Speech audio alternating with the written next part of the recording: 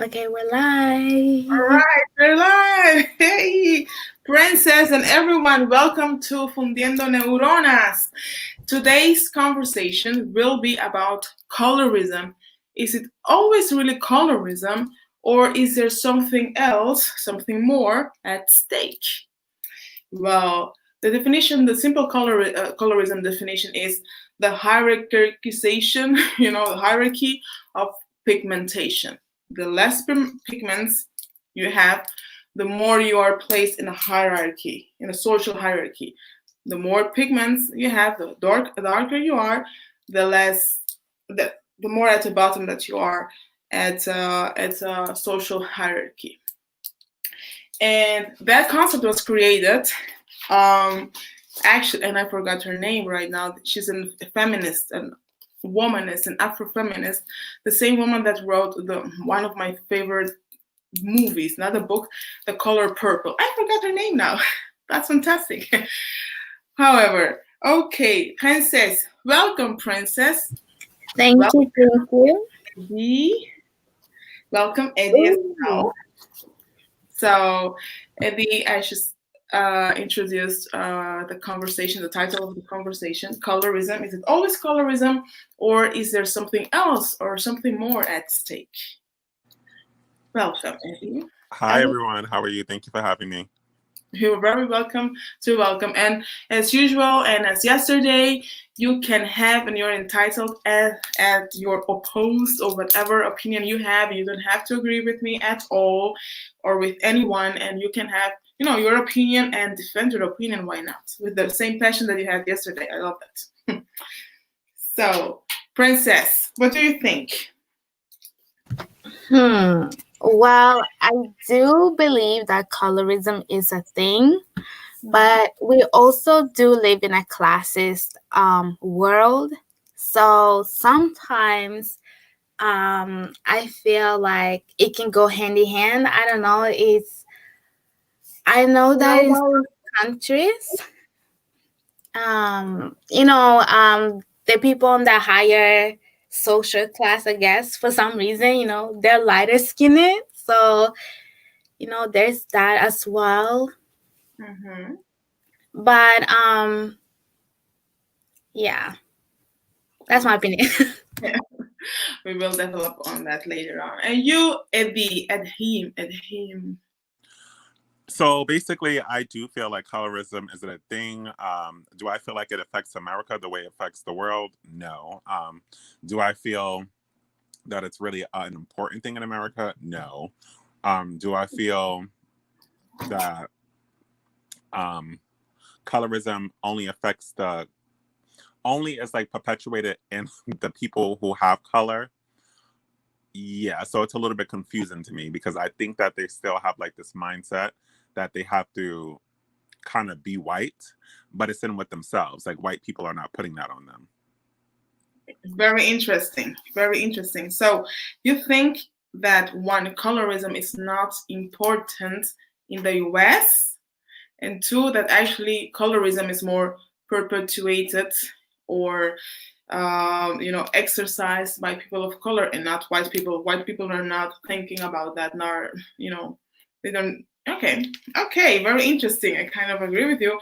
Crazy boy, 190. Welcome. Hello.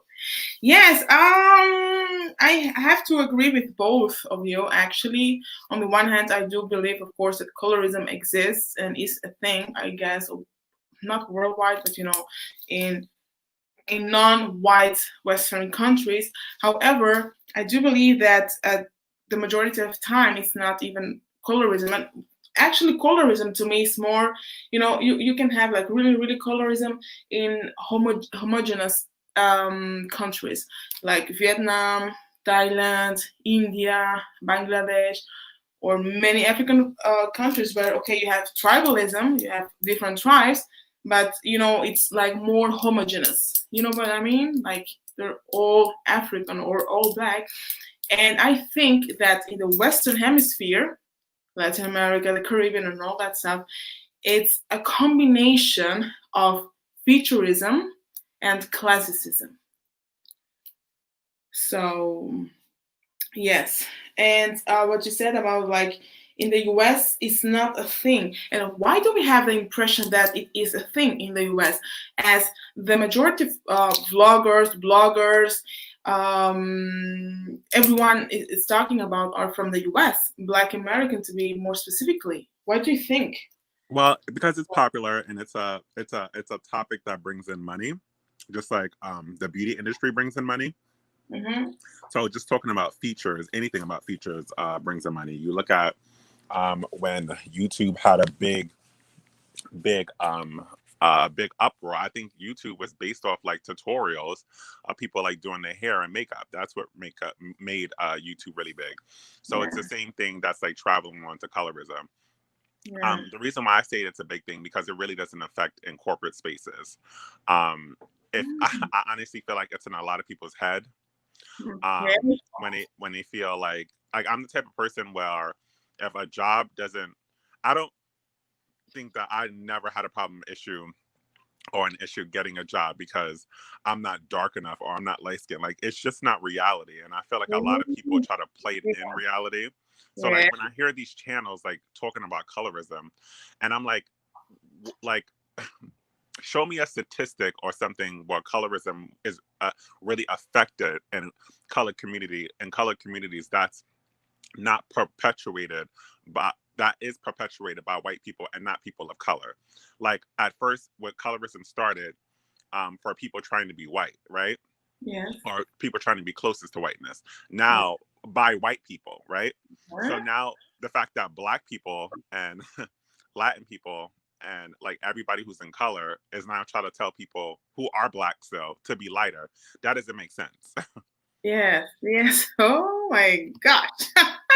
That's very, but other people would say, yeah, Eddie, you think that colorism doesn't exist because it doesn't affect you. What would be your answer? You know? Every time I hear a story about colorism, I can almost see that a person is second guessing that is something that they probably did to act um, to maybe make that person feel negative towards them. So as you can see in my picture, like I'm like in the middle, like I'm like brown or like lighter brown. I don't know how to explain it because I never really Yeah, lived. like is your hair blonde naturally? Oh no, it's brown. Okay, okay. I guess. Okay. But like in the summertime, like I'm dark as hell because I tan. So and like of course I'm from the Caribbean, so I just have that like that natural ability to absorb melanin. Like I Yeah. don't see people like treating me differently in the summertime that I get darker. And like even like when I go out with my family members, we're like all different colors and none of us are all treated differently. Like my sisters are half Puerto Rican, so they like look white. So does my older brother. Mm-hmm. Um and then my younger brother is like really darker than me, and so are my other sisters that are younger than me. They're darker than me, and when we're all out together, there's no difference in treatment. There is a difference in treatment from the black community when they say, oh, look at you, pretty light skinned girl, or look at you with your nice hair, and look at you with your like light skin features. Like that's when I'm like, okay. And for me, it does. You're right. It doesn't affect me because I don't give a shit what people, what the people in that community think, especially if it's not in a corporate environment. Or Wow. it doesn't affect my job, or it doesn't affect my money. Okay. So you don't know anyone who has been affected by colorism? Not really. I the only people not by white people. I'm gonna say that. Okay. Okay, okay. Like Wow. I never heard a white person tell a black person, or I never heard a story a white person telling a black person, "Oh, you're too dark for this job." Like that Yeah. doesn't happen anymore. Okay, okay. Wow. Fair enough. Very interesting your point. Huh. What do you have to say about that, Princess? Do you agree with Abby? Well, I would definitely say that those colorist channels, they have never experienced colorism themselves, or oftentimes when they talk about colorism, it's never from a personal perspective. So I do agree with Eddie on that. And I also have to be honest and say that I feel like colorism is more perpetuated by non-white people, because you can see in the Indian society, the colorism there is very real and they're not white. So Yeah, and then I also have to say that, for example, in Black Hollywood, they do perpetuate colorism themselves. Black color. So there are many Black directors who make, stereotypical characters out of light skinned and dark skinned Black people. So that also does play a part. And, white people have nothing to do with that. So, Exactly.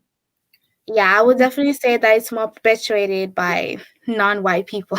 That is Yeah. so true because when you go to like when you see movies where that were white directors or white producers, like they have people of all skin complexions, and all different types of positions and acting roles. When you black producers and black films, you see the ghetto person is usually the dark Dark. skinned black woman, and Yes. the victim is usually a light skinned woman. Yes. Totally. You know what? I actually thought that those movies were not Black Hollywood because to me it's like the U.S. media. So it was very surprising to discover that those stereotypes were pushed by actual Black American people. So to me, I grew up believing that the ones that pushed those negative stereotypes were always white Americans or the white American media, to be honest. So it was quite surprising. And um, wow, what you said is very interesting about that. Oh, you have nice hair and all that stuff. But is it men or more women? Because women we do it all the time. Women do it a lot. We A do it lot. a lot. I A lot. mostly I mostly get it from women. I get it all the time. I get it because my hair is like, since I'm like darker skin and my hair is like curly kind of sort of like, it's like not your tight. I don't know how to explain that. No, um, yeah, I but understand. Yeah, but then I get, oh, like, oh, where are you from? Or like, what do you mix with? And I'm like, yeah. what? Or like when like my hair is like brown, like if and like in the summertime it gets like really really light, like you can see like it's almost like a Malcolm X color. And like people are like always questioning me like, oh, like what do you mix with? Like black people can't naturally have like red hair. It's almost an ignorance to it. It's like, do you not know that like everybody has like different like colors of hair, different colors of eyes, like like even a Latino woman, she can be dark skinned and her a Latin man could be dark skinned and they can have like a light baby with like light eyes and light hair. And like it's weird because I'm used to like, being from the Caribbean where there's all different types of colors of people. So like when I like come to America and I see I'm like always I almost like get mad because I'm like, these people are so ignorant and like a little stupid to things. And but I'm going to give you this. There is a difference between there's a strong colorism in Jamaica. So I there's a actually yeah, there's a strong colorism in Jamaica. So, and that's why I really don't like to go there because it's like really offensive because like my family who is Jamaican is very fair skin or very light skin to fair skin, and I feel like that has to play in their colorism piece. I mean, in their hierarchy in society yes, because they naturally are light skin, and I see like at first I used to think that it's a last name, but I see all my family members are light skinned and I can even tell like the women, they won't date darker skinned Jamaicans or they won't have babies with darker skinned Jamaicans because they feel that light skin is better and that their child or their daughter or son would have good a better chance in society yes. of getting a job and stuff because of his lighter skin. Yes. You know what? Oh my gosh, I need to text my friend who lives in Jamaica and who's also married to a Jamaican man, and they explained that to me. But before they were married, she tried to explain me that, and I never understood until a couple of weeks ago, actually. And the thing is, like in Jamaica, colorism is truly tied to your class.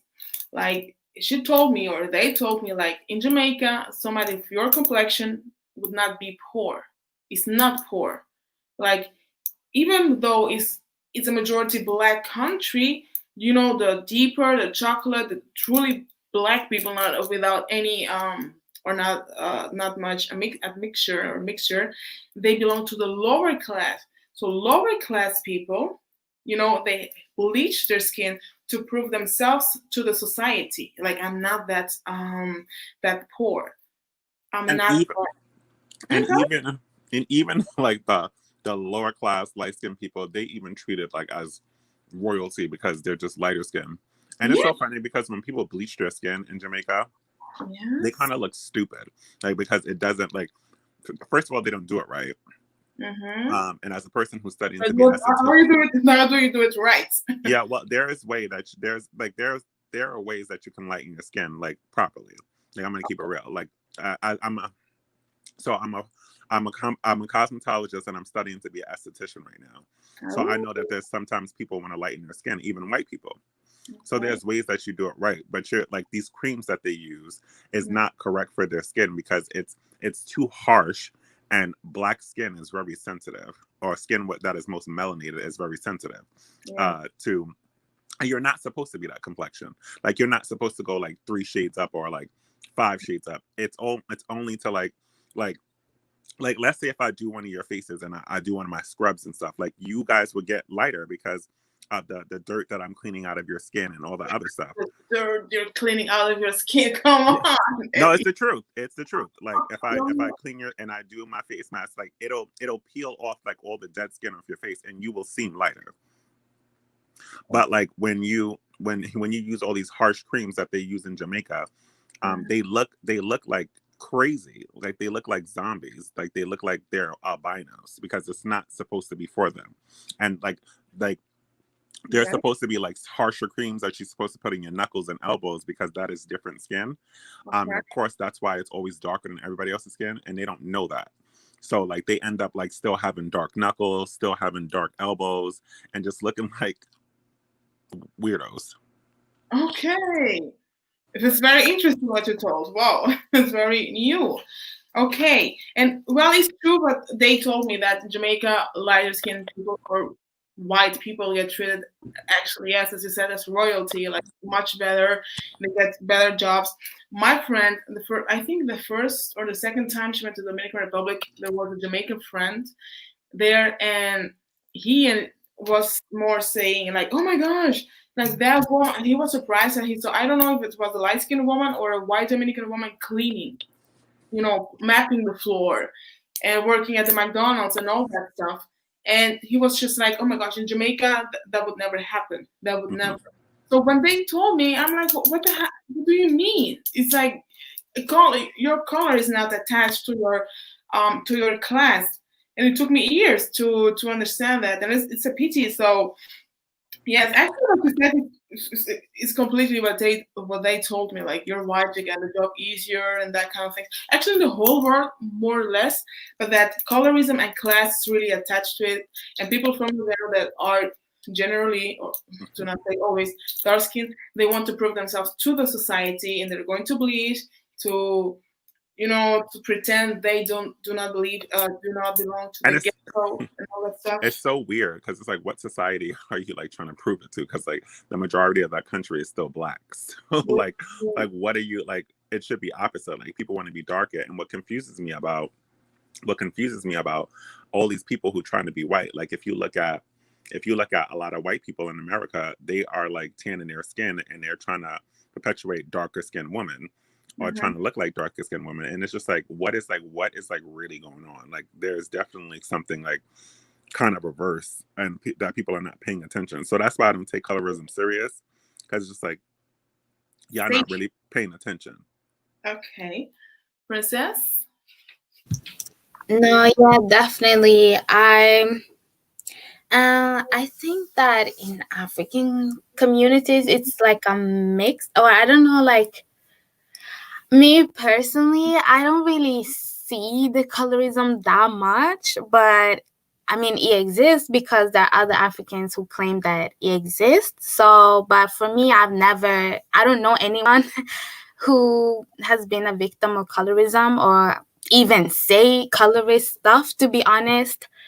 Um, and also the elite class, I think it's like a mix. There's still very many brown dark skinny people who are in the upper class, Yeah. and well, majority of my family is brown and dark, and many of them are in the upper class. So it's like a mixed, I guess. And with the hair comment, honestly, one thing I do notice, especially on YouTube, is that women with 3A type hair or 3C, 3B, they get more attention than women with coarser or kinkier hair.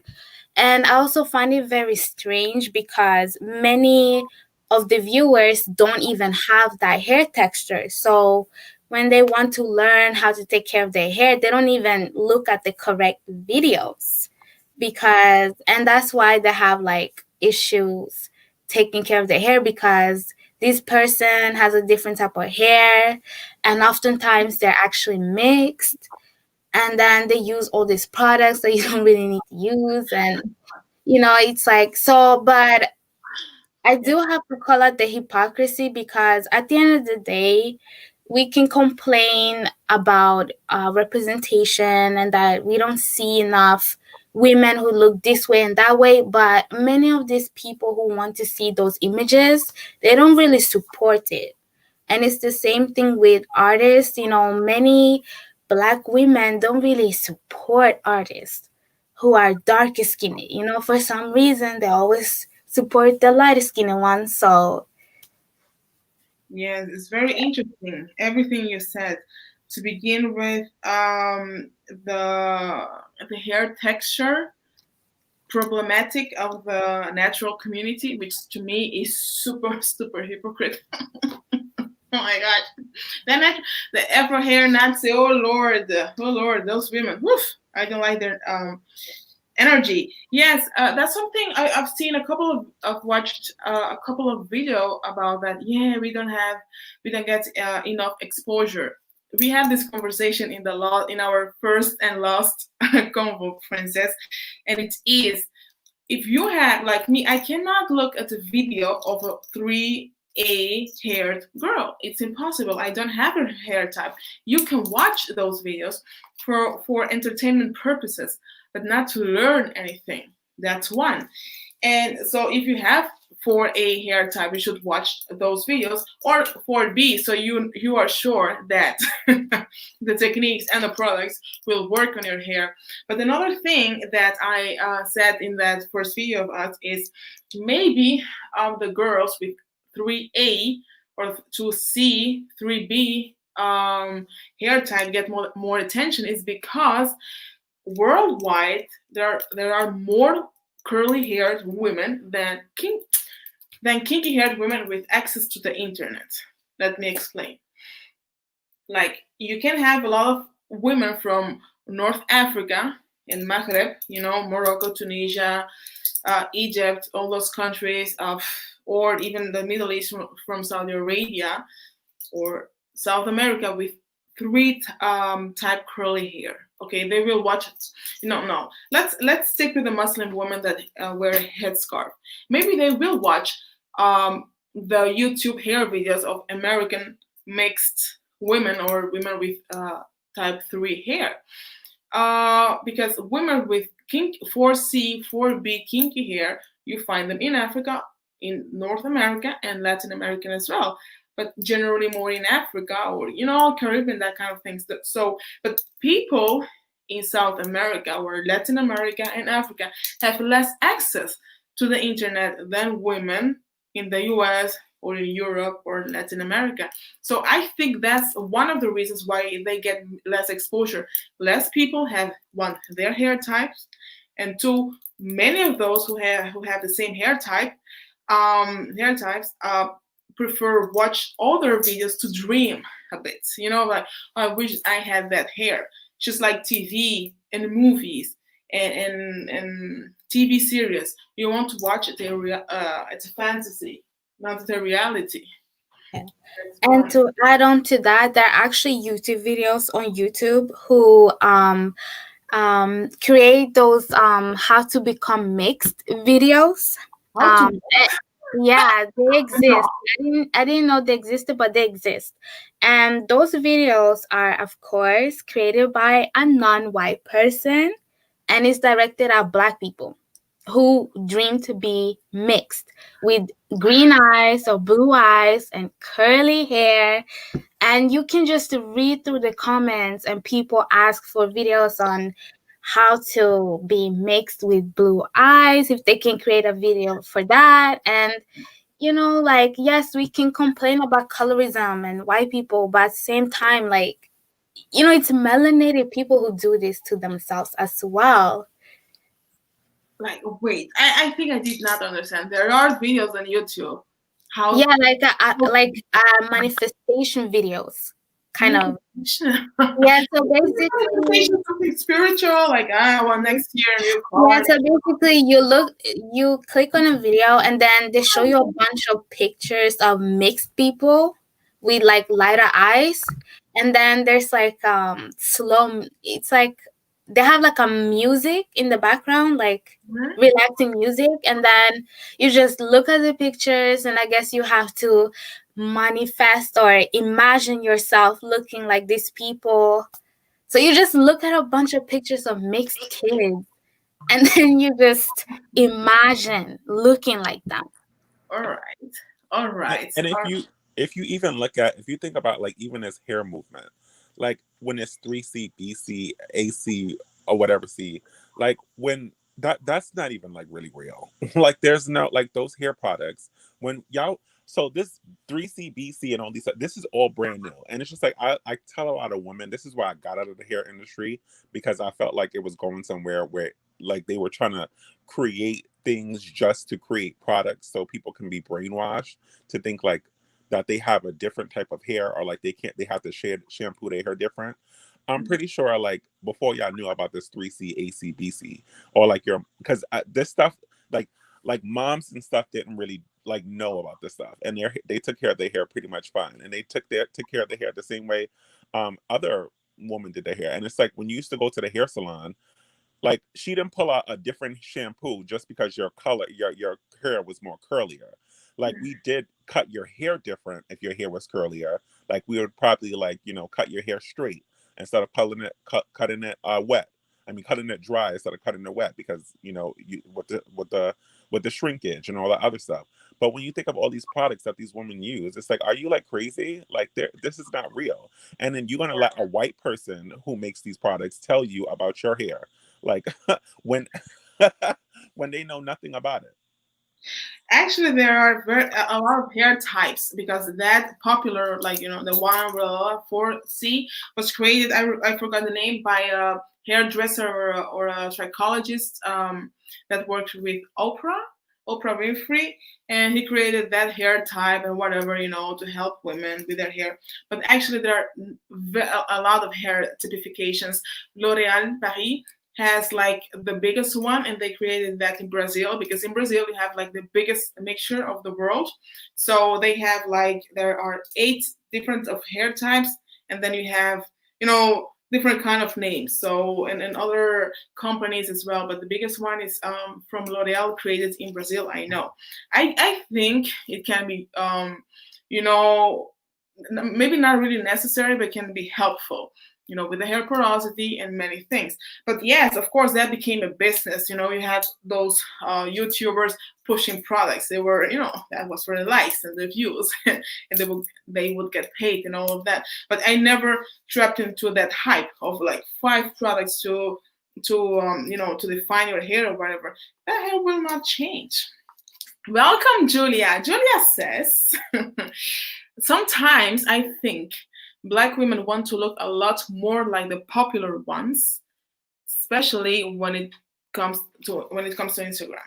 Yeah, I do agree. But I think maybe I believe the younger generation, I'm not really sure, Instagram or social media in general, or specifically Instagram, is having a lot of influence on how people look. And it's not really surprising, but at the same time, yes, I do think that a lot of people want to look like people on Instagram.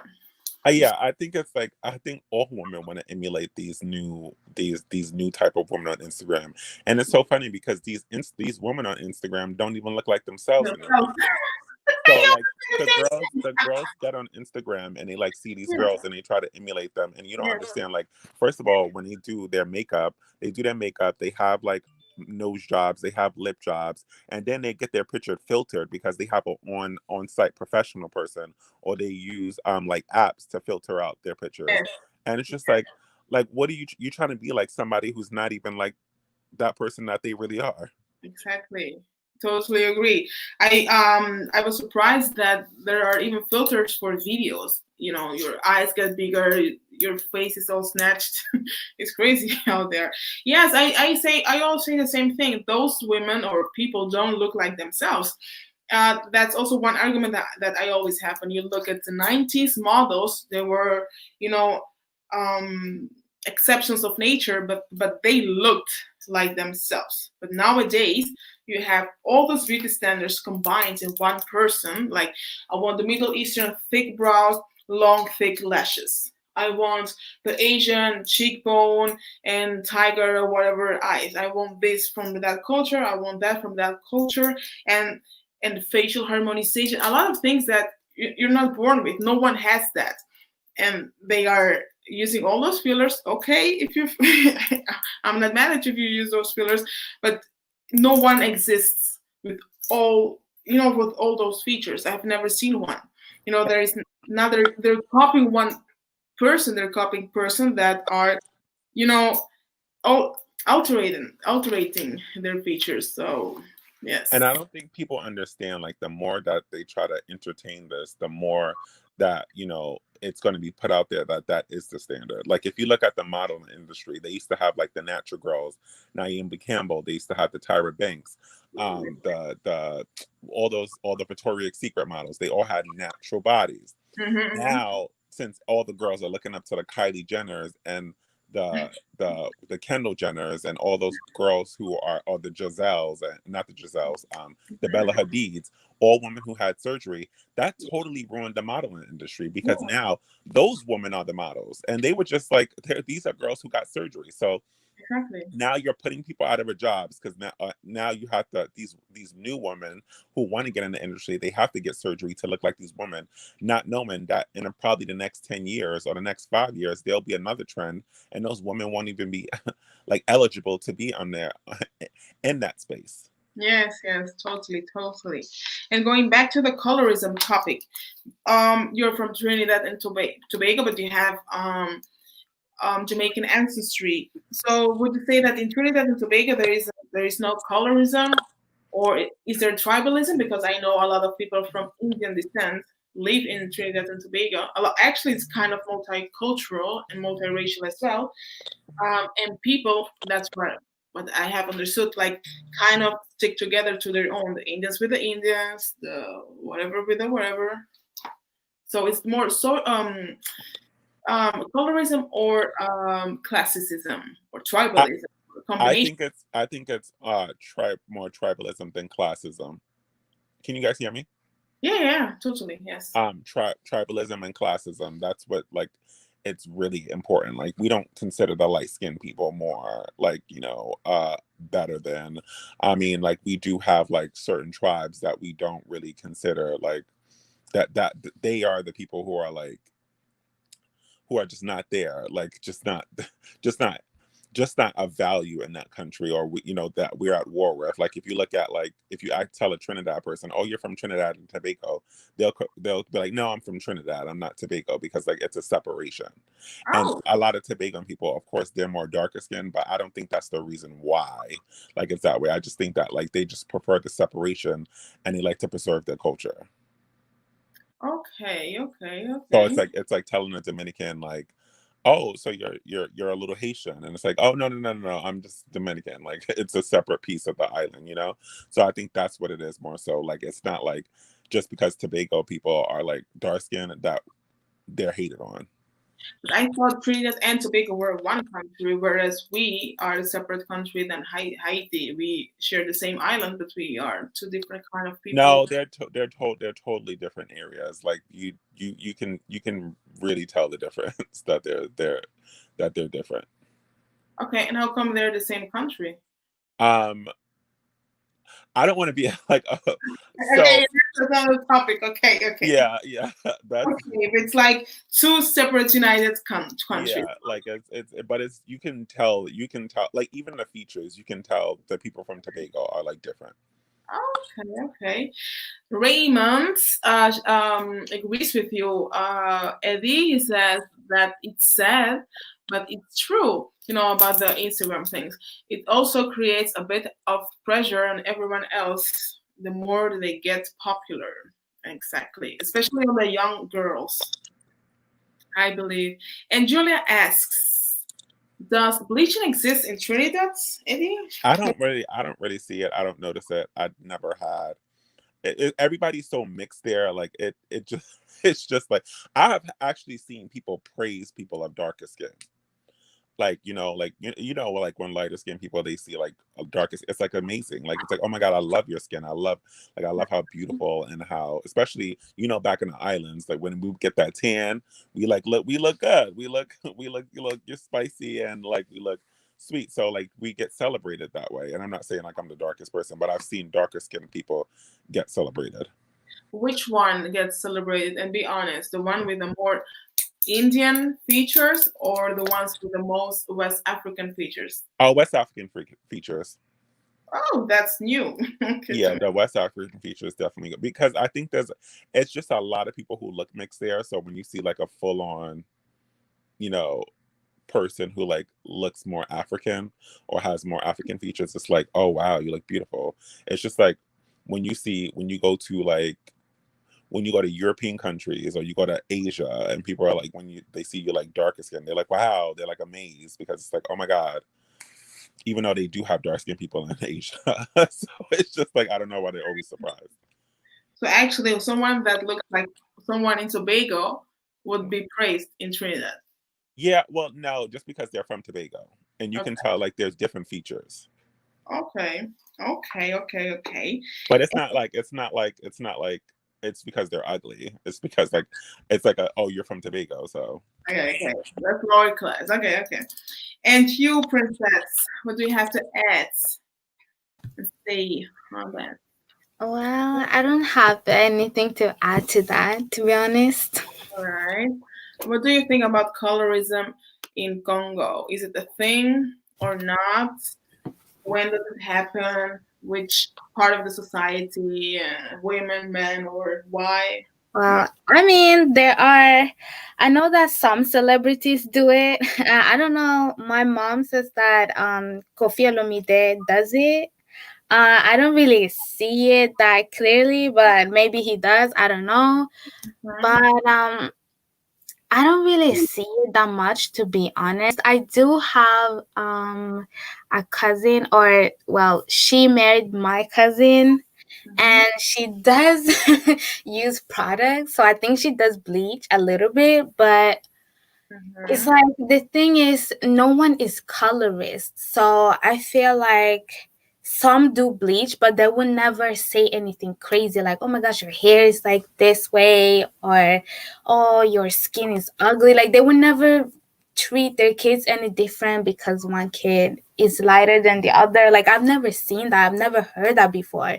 So, but I mean, yeah, there are some who bleach and some who don't do it, just Mhm. like in many other African countries. So, but I haven't really, at least in my country, now in my family, we don't really treat people different Yes, based yes. on skin color.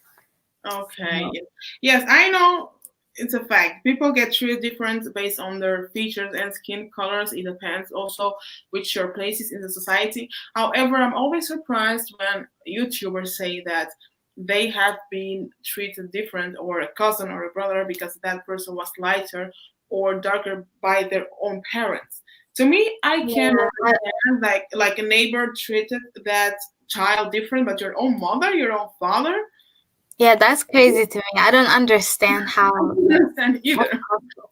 Like you never know what happens, but your parents treat you differently based on how you look like. Okay, it can happen. I will not dismiss those people's opinion, but however, I think. Yeah. Okay. Why not? Yes, I also agreed with you both when you said that. But classism is a very big thing, though. I would say that. Yes. Tell me, like you cannot come home with a regular guy that's just struggling. Yeah. I Okay. think I honestly think that like I still just find it so weird, like the obsession with like I know a long time ago, like a lot of people were taught to like breed like or lighter skinned people to have a safe space for their children and for their children to be safe in the future, or to have like better opportunity. But like, and I know that's like especially like used to happen in Puerto Rico. um but when you like it's just so funny, like because that doesn't happen anymore. Like it's like in America you're still considered a black person, mixed or not, biracial. Like society still thinks of you as black. So for people to still do it, and I think like the women thing is more so like put out by the men, I'm gonna say that. Because we do see an obsession with lighter skinned women, like you like they're considered like the cream of the crop, or they considered like a prize, Mhm. which is, go ahead. I didn't. Oh my gosh, my app. Could you repeat your last sentence, please? Because I didn't hear I you said very. you see like colorism are like really in effect when it comes down to black men, um because you can tell like the way that how they feel about like lighter skinned women, like they consider them like the prize. Okay, so there is colorism, maybe or not. Oh yeah, this is in America though. But I think we're not being like totally honest, to be true. And something that always draws my attention is um you're princess, you're from Congo originally, and you're from the Caribbean, from Trinidad. I'm also Dominican, from the Caribbean, and it's like, oh no, that doesn't exist with us. However, like now you mentioned Puerto Rico, it's like, oh, it exists in Latin America, but it doesn't exist in Congo. Oh no, it doesn't exist in, or it exists in Jamaica. Like Jamaica is a token country when people talk about colorism, and Mhm. it's other countries like, no, no, we don't have it. You Jamaicans and Dominicans, you're colorists, but the rest of us, no, no, no. Or now the US because the guys are not from the US, but I don't know. I know that the paperback test initiated was created in the US, and the colorism term by that Afrofeminist woman Alice Walker. She wrote that in her book. But Eddie, so if American men, if like you're saying it doesn't exist, it doesn't affect anyone, but American black men still prefer lighter skinned women. So there is colorism. Where are we actually? Because I don't get it anymore. Like it doesn't exist. It doesn't affect anyone. I don't know anyone who has been affected by colorism. Yeah, But but for me I people get don't. mad. People For get mad when a black man is dating a white woman or a lighter skin or mixed woman. So. for me, I personally I don't care like if somebody has a preference of Mhm. like their color. Like I don't care. Like if a man doesn't want to date me because I'm dark or black, that doesn't like affect me. I feel like if you let it affect you, then that's a problem. So Mhm. when I say when what colorism is important to me when it affects your money or the way that you maneuver, or like it holds you back from anything.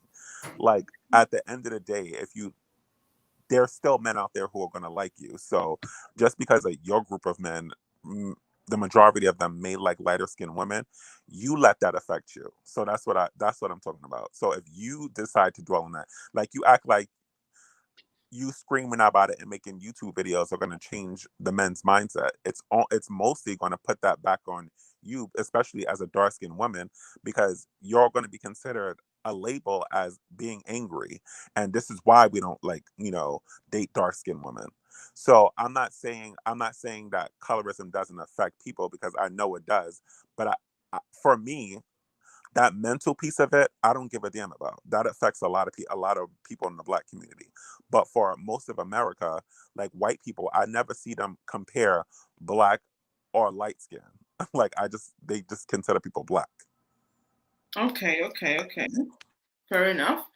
Welcome, Ray. Welcome, Ray.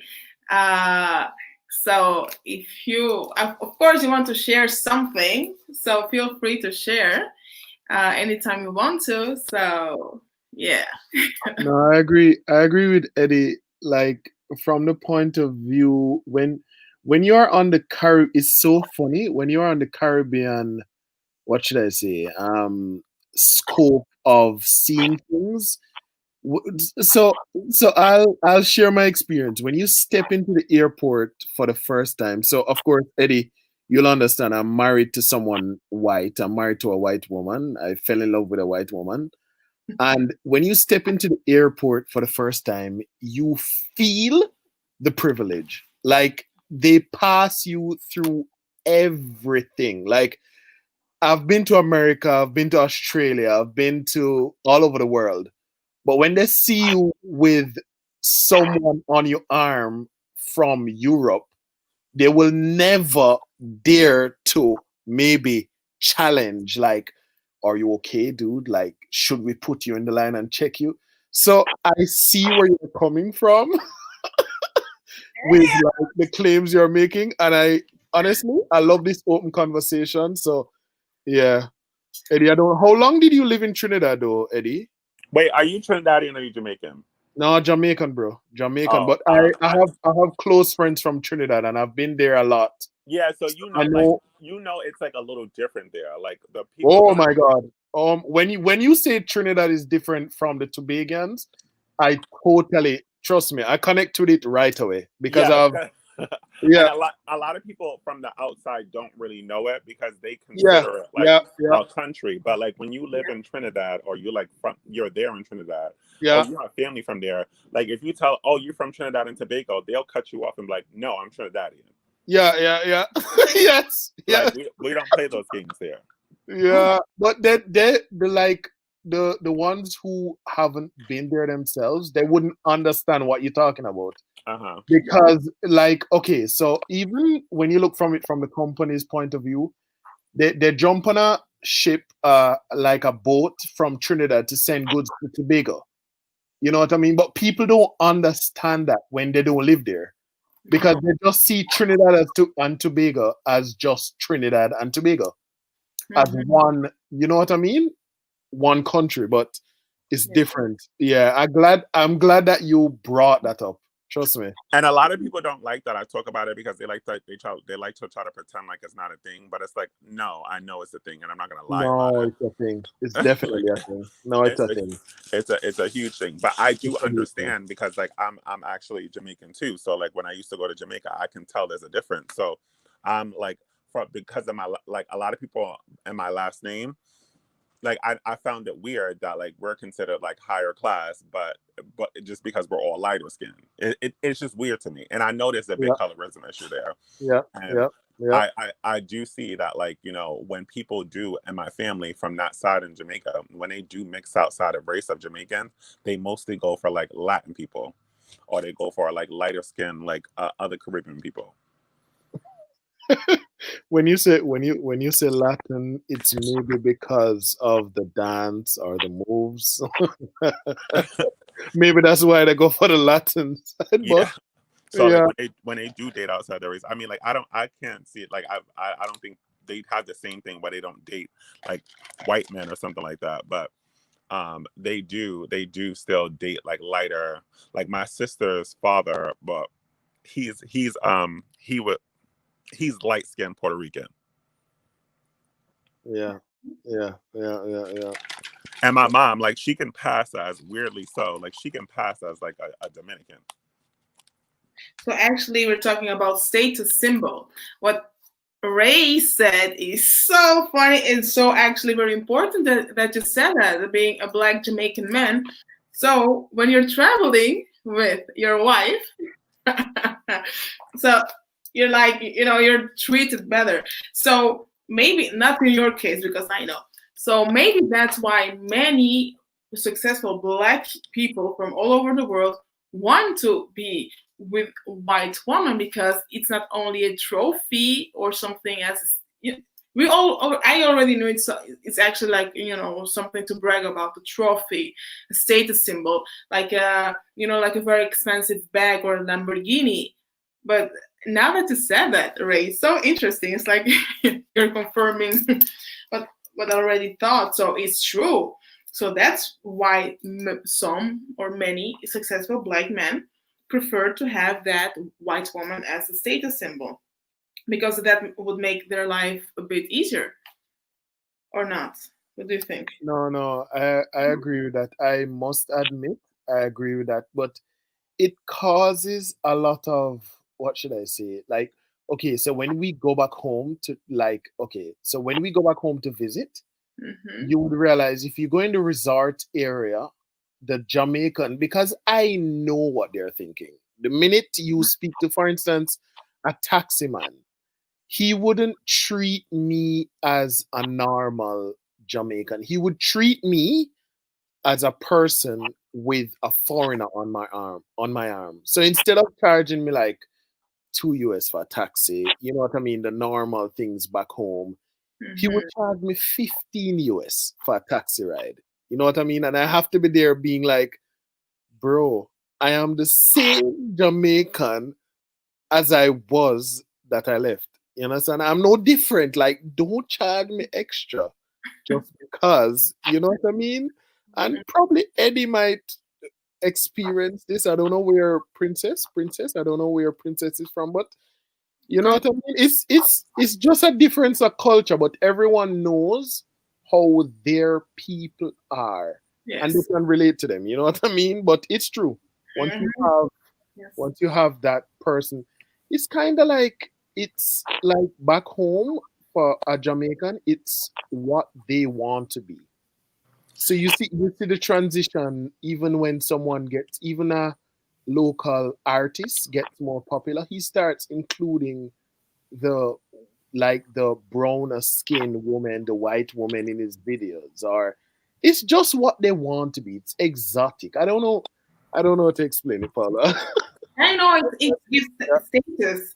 They go to more expensive video makers, and for example, in the Dominican Republic, we have that as well. Like a lot of children, I call it them children, young guys want to be them bolseros. It's like our version of rap music, and they start really in the hood, and those video clips are really raw. So they had the dancers are just girls from the hood, Yeah, and but become yeah, very popular and have the money.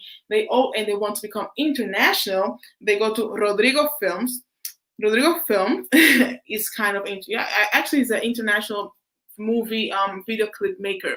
His wife is actually Venezuelan, and she's the one that makes the cast, and she only casts Venezuelan women. So yeah, only Venezuelan, Colombian, and some Dominican women there.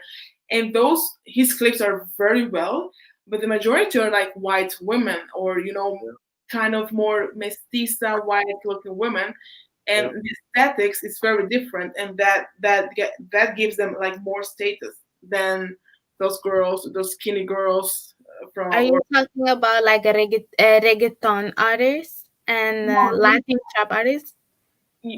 no, those are already high level, like the ones that Okay. Bad Bunny, Anuel, all of Yeah, them. those. No, they have like Rodrigo and other film video clip makers. They're already on the higher level. But when they Oh, begin, it's all different. So they have like truly professional video vixen models, and they all have like the same aesthetics. They're all the same. And I see it like in a status. You're going international. People are watching your video clips to see the women and the cars and everything. Yeah, I always wondered why the women were so light. Like, why is there no morenas there? Since you guys are so mixed, like, why do we only see like super pale, white looking women? Like, because that's And that that's that's what draws attention. When they begin with everybody, but once they go up, the more international expensive video, you have the same women all over again, and it's generally white women. Yes. And it's so yeah, funny that you say that, because like that happens in like rap American music, and like they try to. I feel like this is why I feel like it's in a lot of people's head, because like when men watch the video, like you know, I'm not a straight man, but like when I hear like straight men watch it, they don't even care about the color. They're like, oh, that girl has a big booty and big boobs and a nice face. Like they're not thinking about the color. So like Mhm. that's what. The hair, the face, and all that stuff.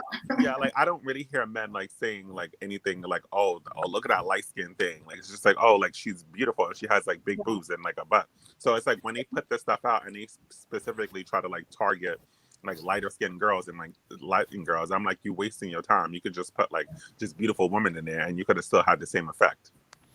Yeah. No, but yeah, I agree with you kind of, Eddie, but it's in the back of their head, they're drawn to it more because the women are lighter skinned. It's like back home, okay, so you're Jamaican, you would know what it means for a Jamaican guy when him there with a brownie.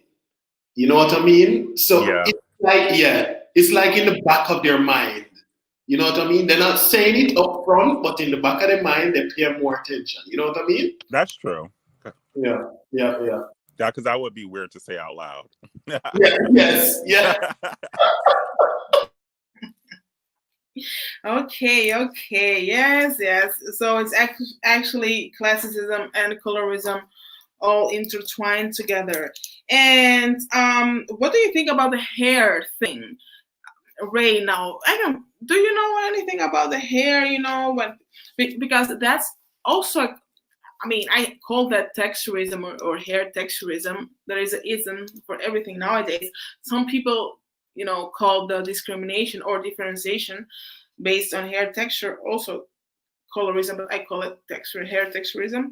What do you think about that? Like, do men really make that distinction, or is it more a women thing? Like, oh Well, my god, your hair is so nice. you can have a bigger conversation about this because you know more. But I would say the hair thing. Okay, so I would say from a point of view of Jamaican women, they put in a lot of hair. So they put in hair pieces a lot. You know what I mean? So they would bring in the wigs, they would sew in the hair in their head. You know what I mean? Mm-hmm. There's a Yeah, weave. Yeah, of course. I've used yeah. hair weaves. I use hair weaves. I want to add on to that, just from the American point of view. So, like, I do understand, because it's going to get a little raunchy. Mm-hmm. I do understand that in America, that at some point, that there was like laws to keep, you know, people from wearing their natural hair. I do understand that. I do get it. But like, as of now, like there is a certain idea of professionalism, a professional hair. And of course we know like it's like straight or in a ponytail. And I'm like, I don't feel like at the moment that that has anything to do with black people, because like, or women with curly hair. I don't think like it's like texturism. I think because like at the end of the day, even white women have to straighten their hair when they go to work, right? To fit the standard. So like that's when like I kind of double back, and it's like I feel like it's all like, I just feel like that a lot of people are more sensitive because they think it has to do with their race, and it's like no, everybody has to wake up in the morning. I mean, it's going to take you longer because of course you have curlier hair, Oh yes. but like that white woman has to still get up in the morning and flatten her hair too, and put on makeup and do all this other stuff just the same way you do. So it's not only affecting you. I mean, like I would say, like the even Asian women, they do the Japanese straighteners because their hair gets a little wavy, a little frizzy. So like everybody has to do it. So I don't think that it has. But then you go back to what happens out of work, and then you think about like, you know, how in colored communities or melanated communities that like, you know, little girls with like wavy hair. Like I always found it weird when like, you know, children were like just out of like not even just got out of their just are right out of their mom's womb and sitting in a baby's bed, and they're talking about how her hair is going to be. And it's like that's a little weird to even talk about, and it's become so natural to people that I just think that they're just like, oh, like that's just something normal to talk about. And it's like that's not really normal. Like you're spewing this like, you're like cursing this child before she's even born, and like talking about her hair or how it's gonna. And it happens with little boys too. And I found that weird too, because it's like, you know, when you see I mean, little boys are supposed to. I don't know. This is gonna sound weird, but like little boys are supposed to be like masculine looking and like um but like you almost think about it like they even like want him to have light-skinned woman features even when it comes down to hair, and it's like or like mixed woman features, and it's like like what's really going on? That's why I kind of find it so weird. But is it more? That's a women thing, right? Because to be honest, I don't know any man yet, or maybe I have never paid enough attention, saying like, "Oh my gosh, I want my child to look like this, and this." I know in my culture as well, when it's a girl, you're always like, "Oh my gosh, how is she going to look like?" Or, "Oh, her hair is going to be like this." And we always say you have to wait at least 1 year and a half because those genes changes because we don't look the way we are born. That's typical mixed people. But I never heard that with a boy. Like, oh You my God, I hope you he know what has it is? It's because hair. we don't think about it. If you think about like dark skinned boys, how they wear those do rags and they wave their hair, that's not to emulate their own hair. That's to emulate more straight hair. I mean, they don't use chemicals, but they do use products to make their hair differently than their natural hair. You know But how they have the waves? yeah, but the Durex, isn't it to protect your braids? No, it's to make waves. Huh? Durex, come on, that's for men when they used to, in the No, 90s to protect their waist mm-mm. and the gangster. No, that's to make waves now. Oh, okay. Waist, is that a thing? Isn't it Yeah, something from it's the a huge 90s? thing. If you look at every new rapper, if you look at everything that's going on, and it's just like we don't look at men that way because we don't expect them to do it, but it is happening in the community. Like when you think about it, like why are men so pressured to like or like this new thing? They have this new brush out now that my friend bought me where you can like make your hair look more curlier with this brush, and it's like Um, it is. Yeah, it's like it's happening, and it's so weird. Damn, I'm behind because I know women, we have all those problems, women all over the world. But men, thinking about how to make their hair wavy, curly, and all that. That's new to They, me. Okay. they want to look like Usher, Eddie. They want to look like Usher. Yeah, that's what it is, and it's like, That's exactly but what it is. and it's getting worse. Like we're not noticing it because it's happening slowly, but I'm starting to notice it because I'm like, oh crap, like this is the same thing that probably happened to women back in the day. Does Usher have wavy hair? I thought P. Diddy in the 90s. I know that some actors and whatever rappers had wavy hair, something, and it was with a product because I knew a Congolese guy from my school. He told me that was with a product, and he did that. So to me, I thought he had to brush his hair. I No, thought that hair relaxer were a thing for us women, not men. no, And it's happening a lot. okay, And it's okay. So you're saying, but who are the ones who are worried about the features of their children? The mothers, not the men, I because don't know. I'm gonna keep it real. I seen because I'm seeing those. men want a little pretty girls, and they want like strong masculine boys, to play I'm basketball. starting to see them take them little boys to the barbershop and those little pictures earlier and earlier to keep that hair all nice and cute. For boys, okay. I know. No, for girls, I know, from the moment that you're born, but with boys, I thought they shave their hair off. It's like like your appearance is not that. If you're cute, it's okay, but you have to be strong. You have to be smart. You have to have money. That's what really matters, and then the ladies will come. So, but I know that beauty is an important commodity for women. Like how you look, how you talk, your hair is more important, and all that stuff. But yeah, okay, maybe I should pay more attention in the manosphere. You said also, um, what did I write down? Like, so yeah, somebody, okay. So you think that nowadays, black or not black women with Afro hair do not feel the pressure to make their hair look a certain way to obtain or to keep a job. No, no. I said that it's not only for them. Like I think the standard is for everyone. But don't you think like if you can go as a woman with straight hair, your hair is just falls naturally. This took me like half an hour with a very good and fast product. Hmm. Otherwise it takes me a long, takes me an hour. Hmm. But many women can just wash their hair, and that's a truly wash and go. Wash your hair, maybe a conditioner, and just go.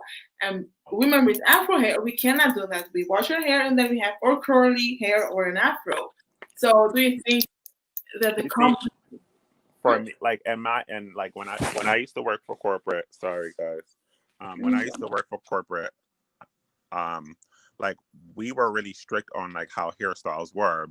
So like everybody had to get it. So like I can specifically when it came to me, like I was called the mean person because I came from hair. So I can tell when you just got out of the shower and no matter what, you came out, like you need to do your hair. Like if you can't wear a suit and stuff like that.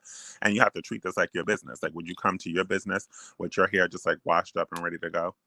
And just like not done. So like I mean, I guess it's like how the person like looks at it, but like I still think like when it comes down to professionalism, there's still a way that everybody has to carry their hair.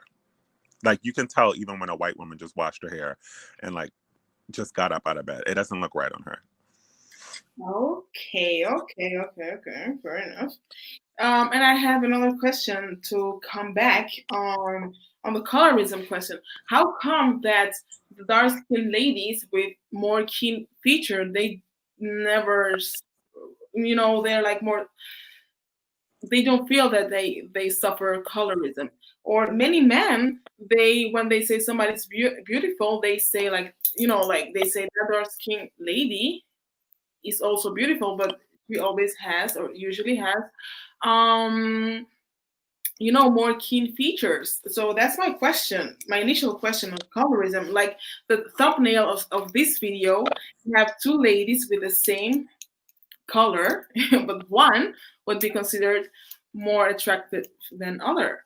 So is is featureism a thing? Yes or no? Or I mean, like, is it just a beautyism thing? Do you understand my question? Featureism is definitely huge because cosmetics is like just like the most booming industry right now. Like I mean, women are getting nose jobs, lip injections, and it's not even like white women anymore. I see a lot of Latin women like who have beautiful lips, like and black women too get who have beautiful lips. Like we're born with these beautiful lips, and like getting these lip fillers, and of course it makes you look crazy because you're already born with like nice lips.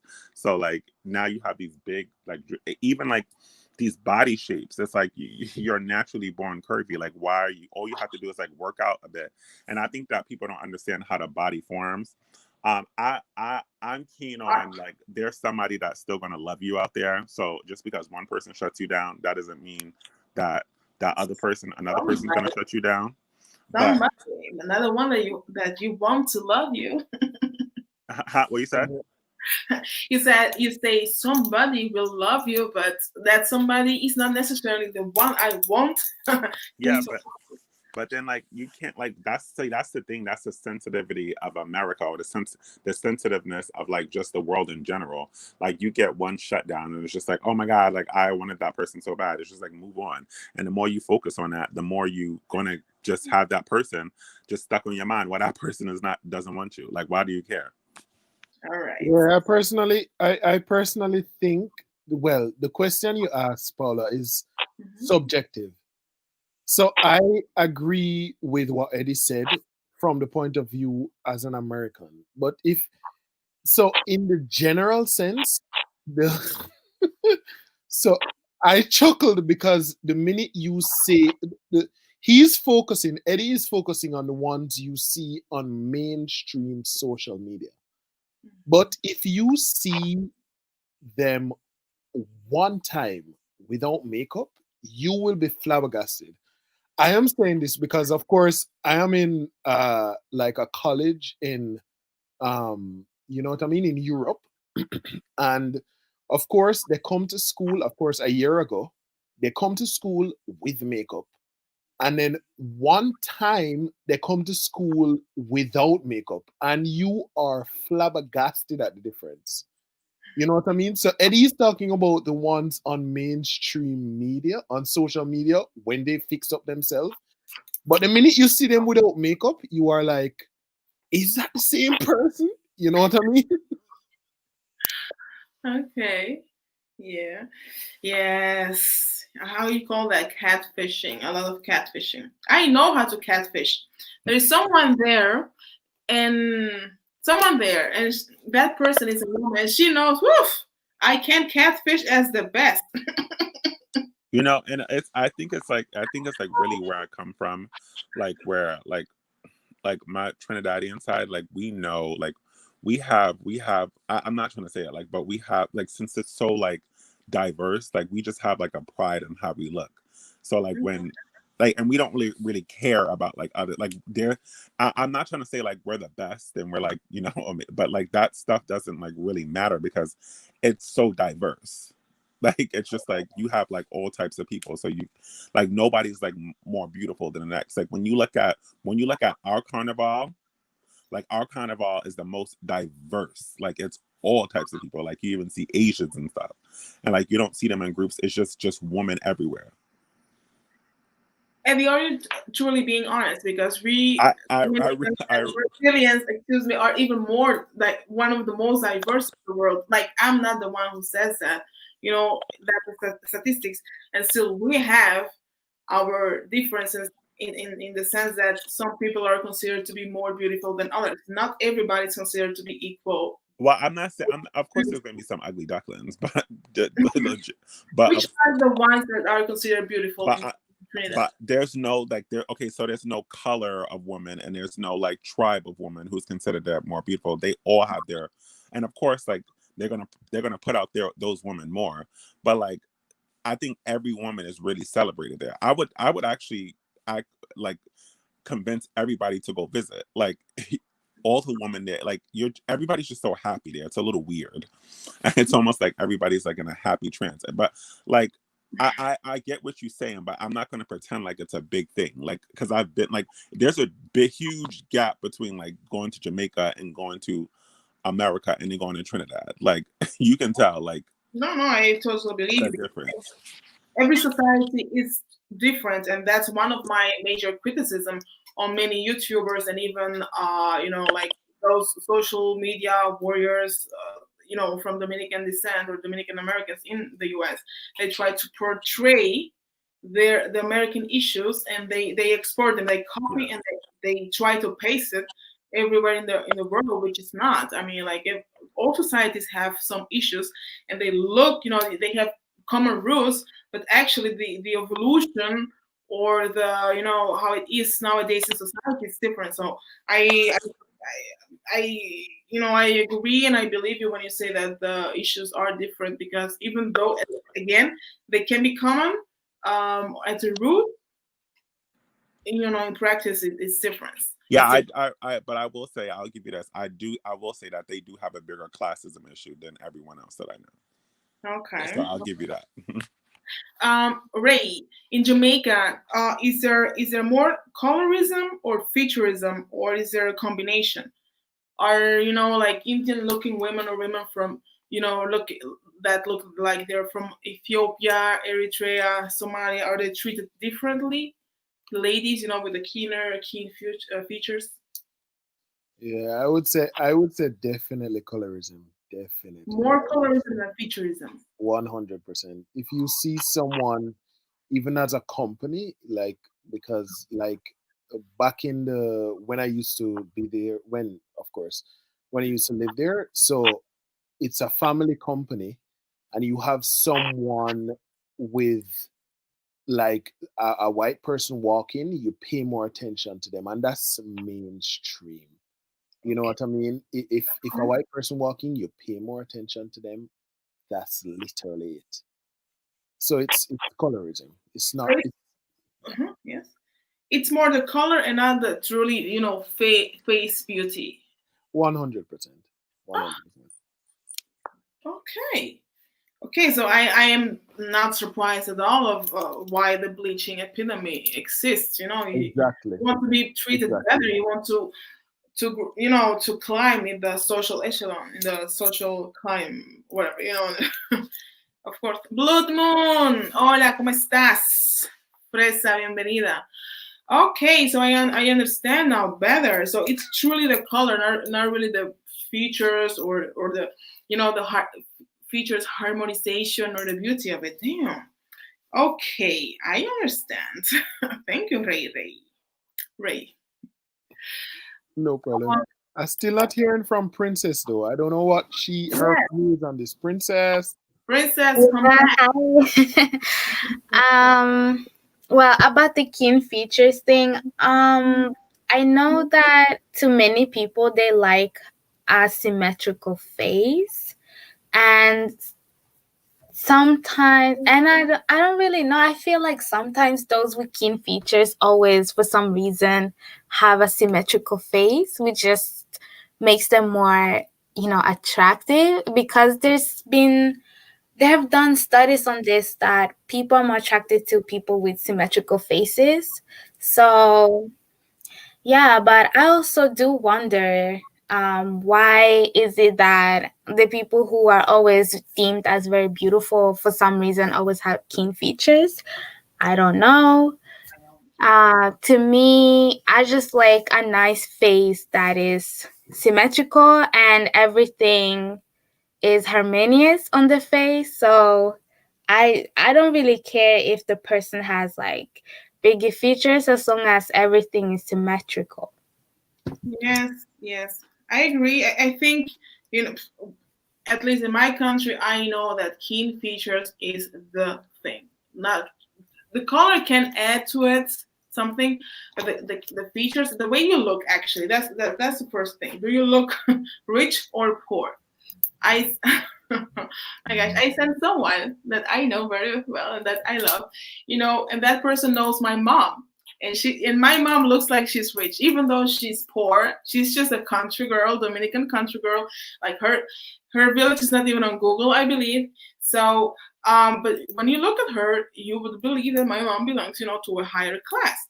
However, that person as well has seen picture of my some other members of my family, and I explained to her like the as light skin with the good hair, but those ones don't look rich. So when they are in the nice restaurants or in society, they will be treated differently because this one looks like she has money, and that one she looks poor from the ghetto or the village. So that's one. But on just plain beauty, when you have keen features, you're considered to be beautiful.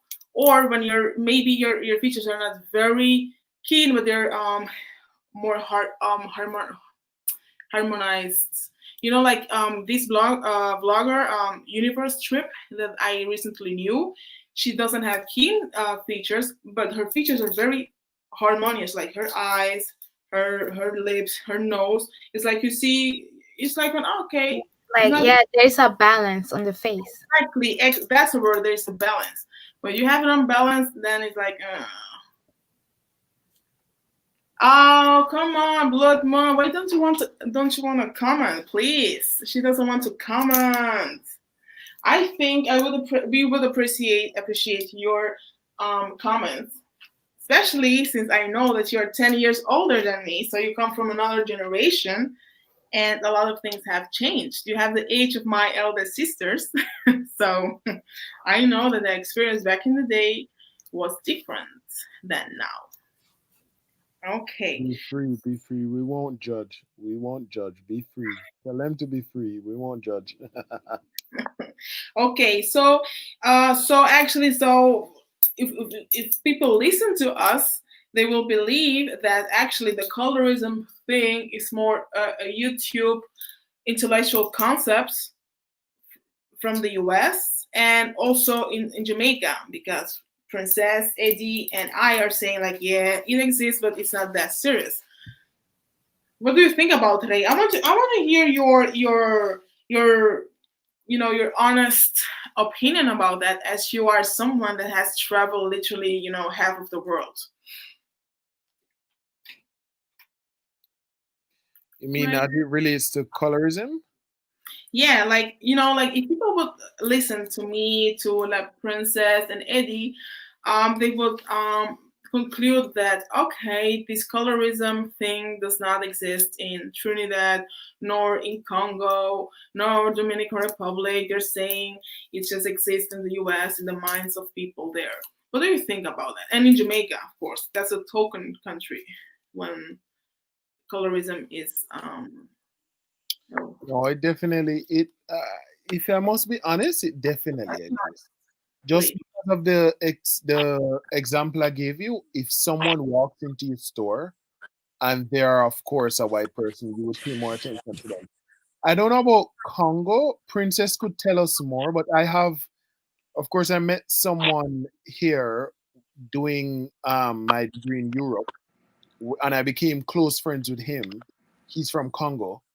I don't know how it is to like when it's like ones from Congo, but colorism plays a big. You can see the main from my point of view. You would see even from you from Dumrep, Paula. You know, music has a huge influence on the world. You know what I mean?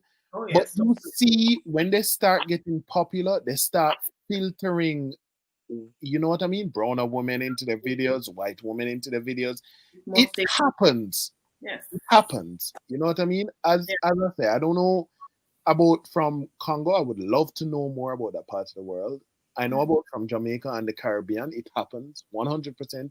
Once the dancehall musicians start getting more popular, they filter white women in their videos. It just happens. And of course, they get more popular, it get more views. This is just what people in mainstream media are used to. Mhm. But yeah, that happens. So about music, what I learned for a few months ago was that Afrobeat artists they used to star white women in their videos, and they received backlash for this because Afrobeat is more like Afrocentric, and so they started featuring more black women, or well, more African women, and some women are from the Caribbean as well. But they started featuring more black women in their videos after they received backlash for it. So I definitely think that in music, you can see it a bit more than in real life, I feel like, because I don't know. I have yet to come across Congolese who, think a certain way about hair and skin color.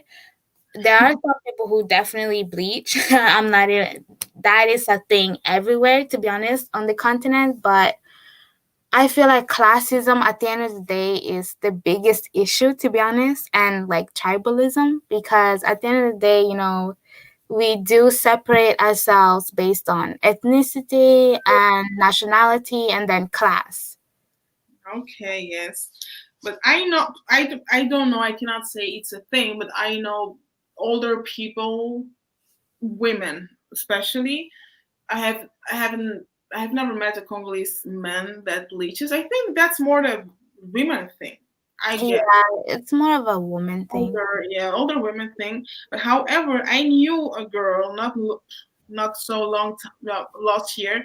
She was actually born in Belgium, I guess, but she's very very very Congolese, and she bleached her skin, and I was actually kind of like shocked as she was born here, and she tried to understand me what I did not understand until a month ago, thanks to Julia, someone here, a friend of mine here in the live stream, commenting on the live stream, and that so I understood when she said that, and Julia, it's truly tied to classism. So she explained me like I look light, so people think that I am rich.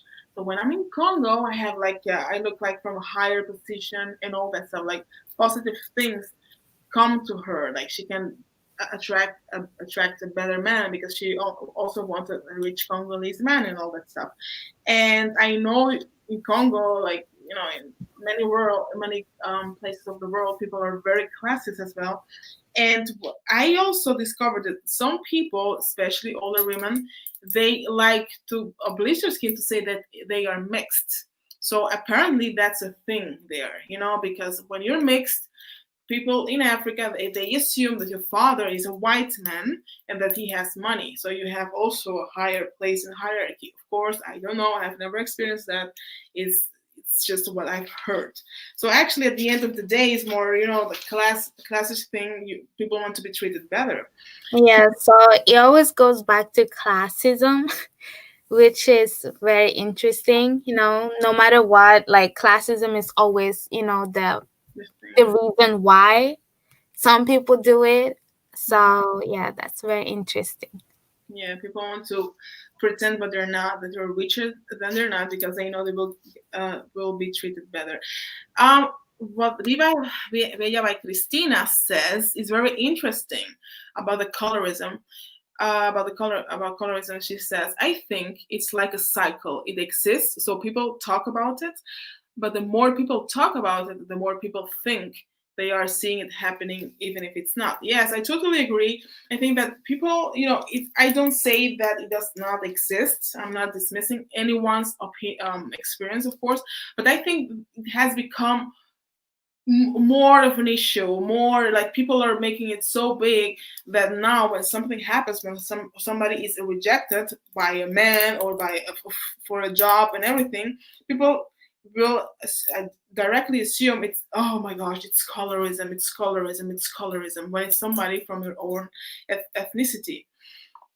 So if a man doesn't like you, you say, oh my god, it's colorism, it's anti-black. If it's a white person, oh no, it's anti-black, anti-blackness, it's racism. If somebody of your own ethnicity, it's colorism.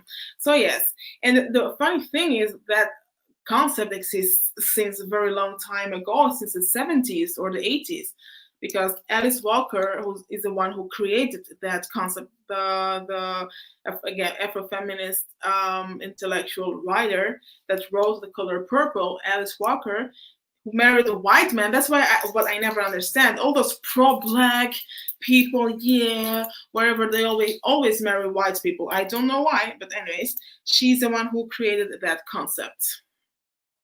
So blue moon, a blood moon. You don't want to comment nor join the panel. That's a pity because you have a lot of knowledge about this. Okay, so guys, do you want to say something else? Do you want to wrap up, or what do you think? No one is there. No. We are here. We are here. When it comes on a whole, I think we have a good sample here because you're from Dumrep. Princess is from Congo. Eddie knows a bit about Trinidad and Tobago. Of course, I'm Jamaican. Eddie's Jamaican as well. So it's basically the Caribbean, Congo, Dumrep. We have a good sample here. Yes. So colorism, is it colorism, or what was your theme for this chat again? My theme was, is it really colorism or something else at stake? And that is a reaction to many reasons that women give when when something happens. Like she was rejected from a man rejected her, colorism. She was not hired for a job, colorism. She did not get a role in Hollywood, colorism. She was not the video vixen for that video clip, colorism. People that are black or poor, it's colorism.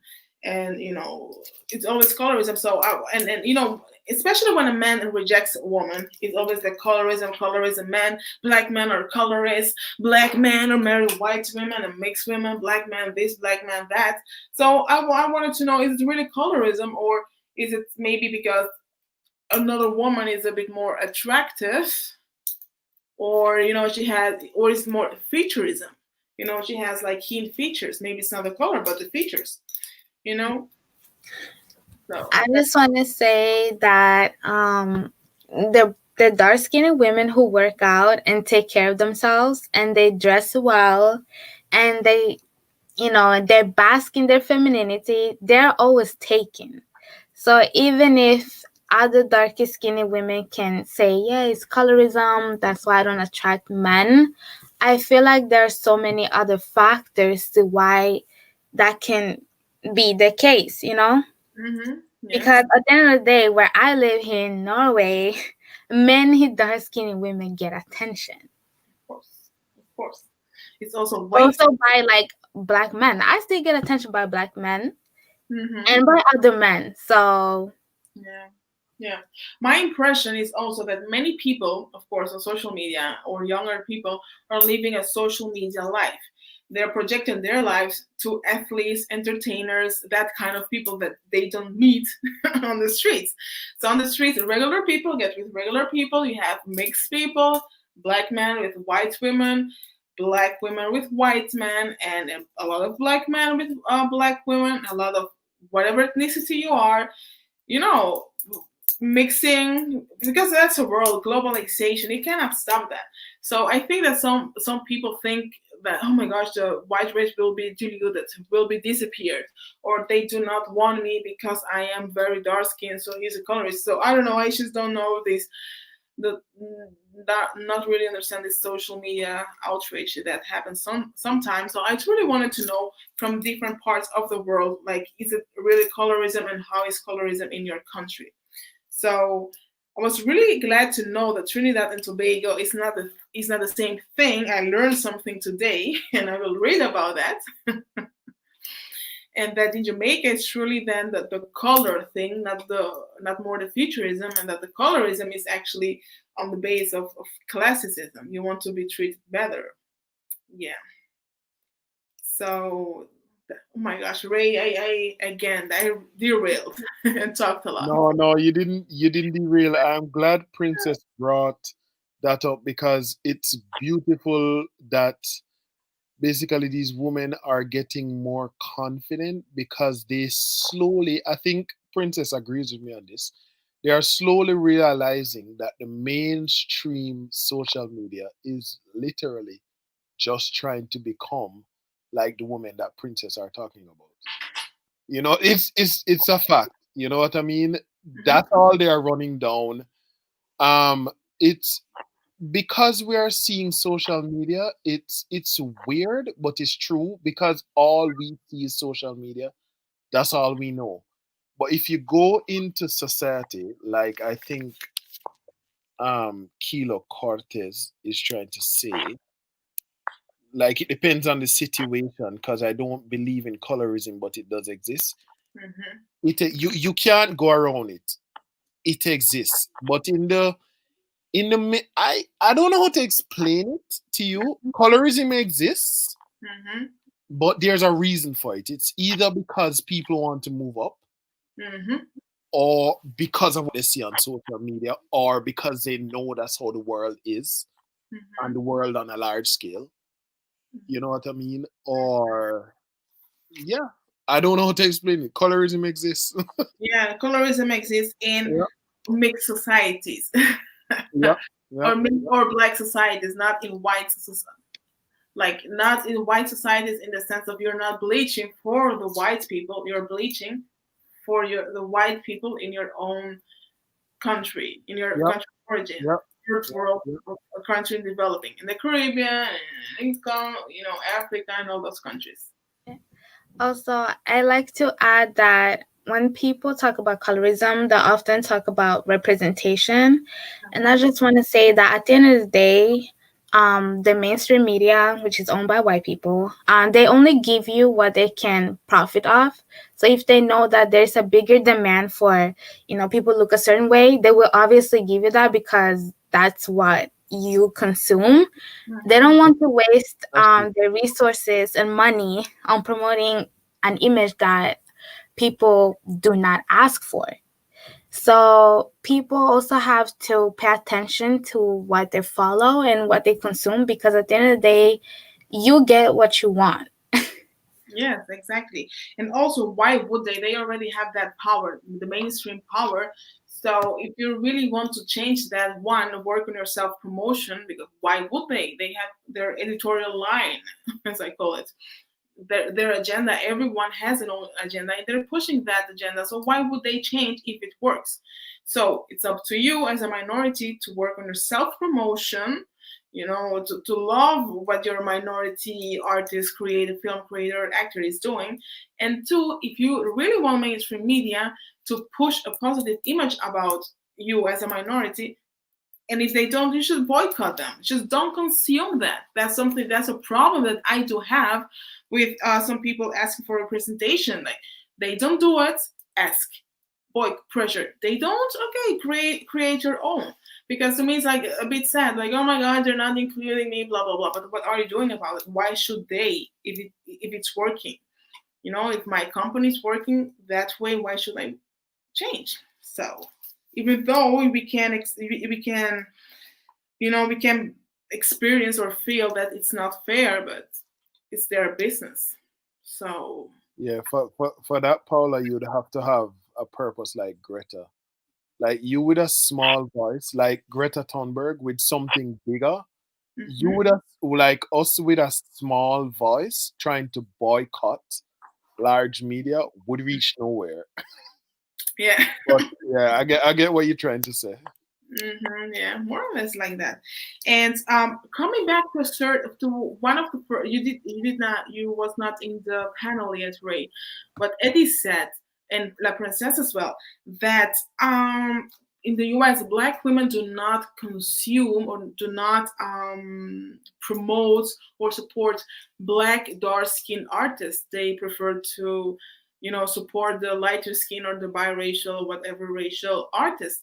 And I thought right now, Amara La Negra, who's like a social activist now, and she always said that she did not have enough success because she was dark skinned.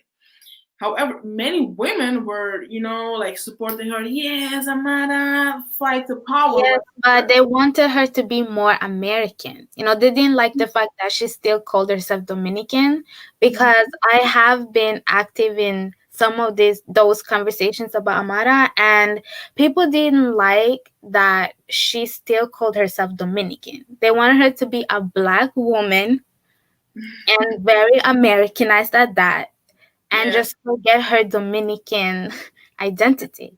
yeah. And that's why there's also been pushback towards her, because they realized that, oh, she's just a Dominican at the end of the day. Yeah, of course.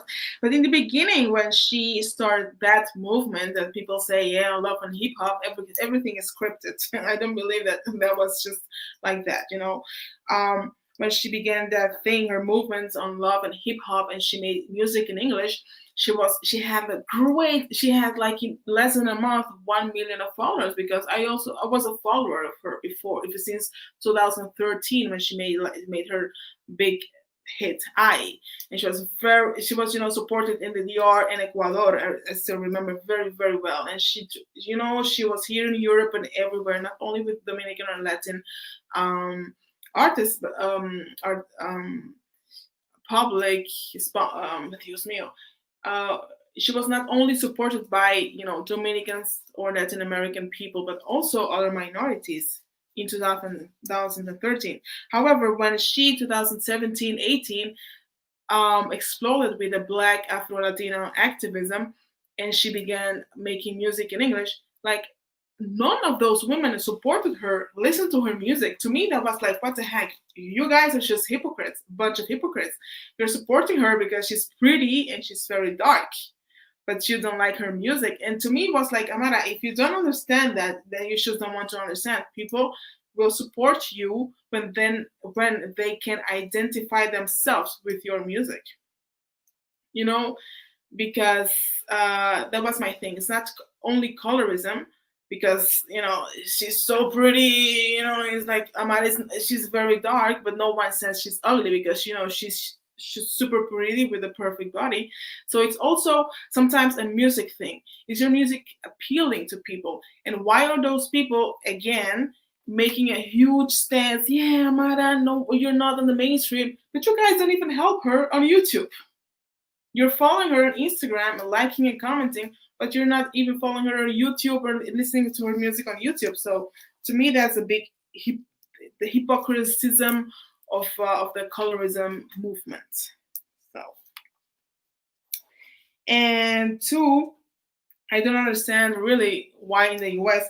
people want her to only identify as black, as black is not a culture or a nationality. She is black, but she is Dominican. That's her one of her nationalities and ethnicities or culture, if you want to call it. So that's also another hypocrite stand.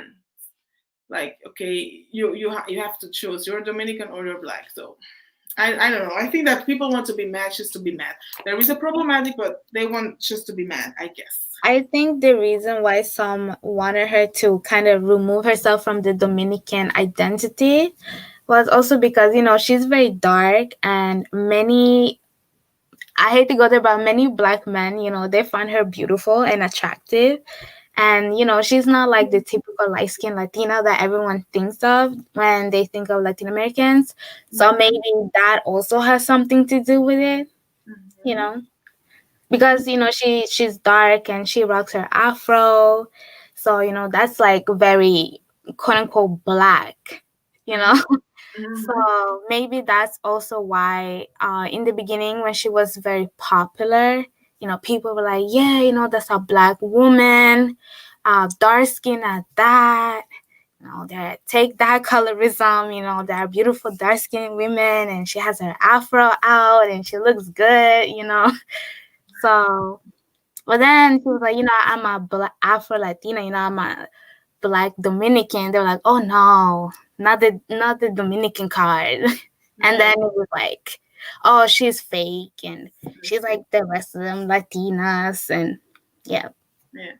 I must say this is the most civilized panel that I have ever attended or hosted. People are quiet. Kilo Cortez says, I hate when they try to rob a woman or any of our Latin people of our roots. Yes, I totally agree. It's like that's very US, I guess. You have to choose something. I just don't understand. Why can't you be who you are? The truth teacher is here. Welcome, truth teacher, fellow. Hey, what's up? I heard there was another yardie on the chat, so I had to come in and say, what? Welcome. You just said, "Wow, bro." Well, go on. Well, go on. Listen, I'm from the older generation. You're good. Okay. Jamaicans, the Jamaicans. I feel like a minority now. So, what's the topic tonight? It's about colorism. Is it really colorism, or is there something else at stake? As I feel that even if colorism exists and is a thing almost worldwide, I can and will never deny that, nor deny people's experiences. Many times I think that people are simplifying their experience, their rejections, and blaming everything on colorism. Like, is it always colorism or is it something else? You're overweight. You're just not very attractive. You just were not good enough for that job, or, talented enough for a video role, a film role, that kind of things. Well, I think it's a combination of things. I mean, for one thing, I think there's issues of class that goes along with this, Colorism basically is just an internalization of white supremacy, and white supremacy in and of itself is just a tool of the class system, class structure. Just one of many tools that they created. Internalization of white supremacy. But don't you think that colorism is in every country different? That's my take. Colorism in Jamaica is different and it's clear different than colorism in Jamaican Republic, or colorism in Vietnam, or in Congo, or the Philippines, India, Pakistan. So there is a colorism, there is a hierarchy of your pigmentation, but it's different in its, yeah, but I mean, like, all of these places were at one time subjected to European colonialism. But don't you think that in India, colorism is more also a religious thing, as they have some gods that are very white, and you know that whiteness Mhm. or the white has been always been linked to, since the beginning of times, with the sun, with the what's positive, with the warmth, and the night with what's dark. When people were attacked in the caves. No, I'm going too far. Like in India, it's just tied to religious beliefs. Yeah, Which but here's the thing: the but the religious structure was also tied into the class structure. yeah. So, but that's not the white supremacy. They had their Yeah, but remember what I said: white supremacy is just one of the tools that was created to maintain a class structure. okay, but why? One of many. One of many tools, right? So Okay. you put it in that thing. I think when we talk about these things, we oversimplify it. It's like you have a jigsaw puzzle, right? And you're just looking at one piece of the puzzle, and that one piece of the puzzle that we're hyper focused on Mm-hmm, is colorism, white supremacy, call it whatever you will. mm-hmm. But to understand the whole picture, you have to step back, way back. And Okay. then you can see how this one piece fits in with everything else Okay. that's keeping the class structure in place. Mm-hmm. So So, religion is one of those tools that class structures all over the world have created to maintain, because you notice every civilization, the priesthood is always right up next to the king. They're right up there to the royal class. mm-hmm, They support each other. mm-hmm, So that's part of the thing. So with India, from what I've heard, is that you had I don't know, people argue this whether it really did happen, but the standard line is that India was invaded by lighter skinned people who came in from the north, and they're the ones that created this concept of a caste system, you know, mm-hmm. where they were on top, so the lighter skin. I mean, in India, when you go up north, the people for the most part do tend to be lighter skin, and Mm-hmm. there is connections with people from Central Asia and Persia who are fairer skinned, than the people in the south who are darker skinned. So I mean, listen, the class structure thing, Mm-hmm. it's divide and rule. So they'll go into a location and they say, okay, how can we divide people? How can we divide people? Whatever they can find, they're going to use it. So in some societies, it's going to be on religion. In some societies, it's going to be sex, gender, Mm-hmm. men versus women. In other societies, it can be all of the above. Mm-hmm. Like again, okay, so looking at like East Asia, that they talk about the people who were working in the sun as versus the people that were indoors. Once again, it's class structure. Mm-hmm. Mm-hmm. You see? Because who's the ones that's working out in the sun? The poor people. Sure. Who's the ones that's inside the house? The rich people. Mm-hmm. Agree. The same happened in Europe until the 20s. People that were fair skinned were the richer ones, and the darker ones were, the poorer one. It's like general knowledge here. Until in the 20s, it became popular to go to the beach on vacation. And who could go on vacation? The rich ones, of course. And then it became a status symbol to have a tan. Yes, like tanning, having a tan. Some people even have a tanning bed at home. Yeah, it's like Coco Chanel came back from vacation and she fucked it up for everybody. And that's how that Yeah, trend started. But Yeah, yeah. yeah, true teacher. You're opening it up on a much deeper scale. Like you are mhm, diving deep into culture. But yeah, yeah. I get what you're saying. I get what you're saying. But I mean, like for example, you look at Jamaica, right? Yeah, You already know yeah, how it play out, yeah, yeah. and it's it's weird because if you're dark skinned in Jamaica, it's not automatically that you're excluded, right?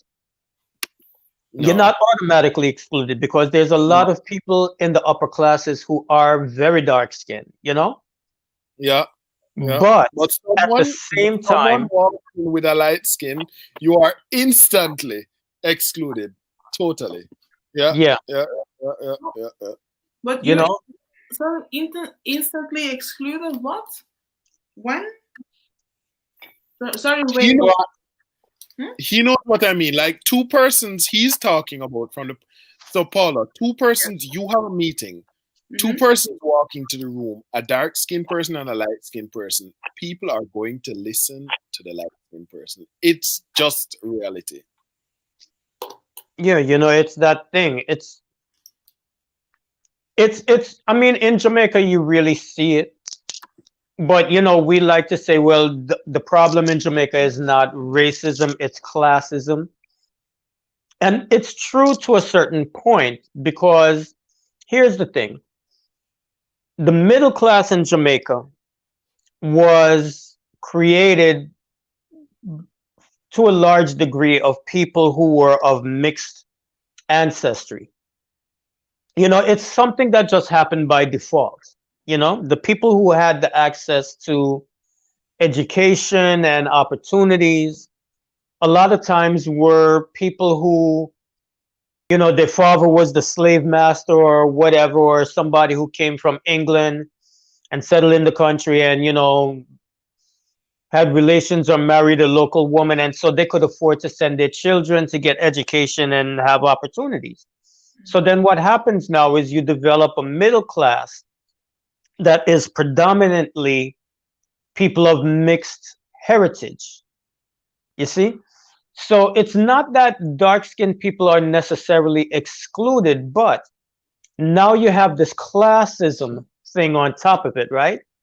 Like you don't associate with people unless you know their family and they're from your neck of the woods and all of this kind of thing.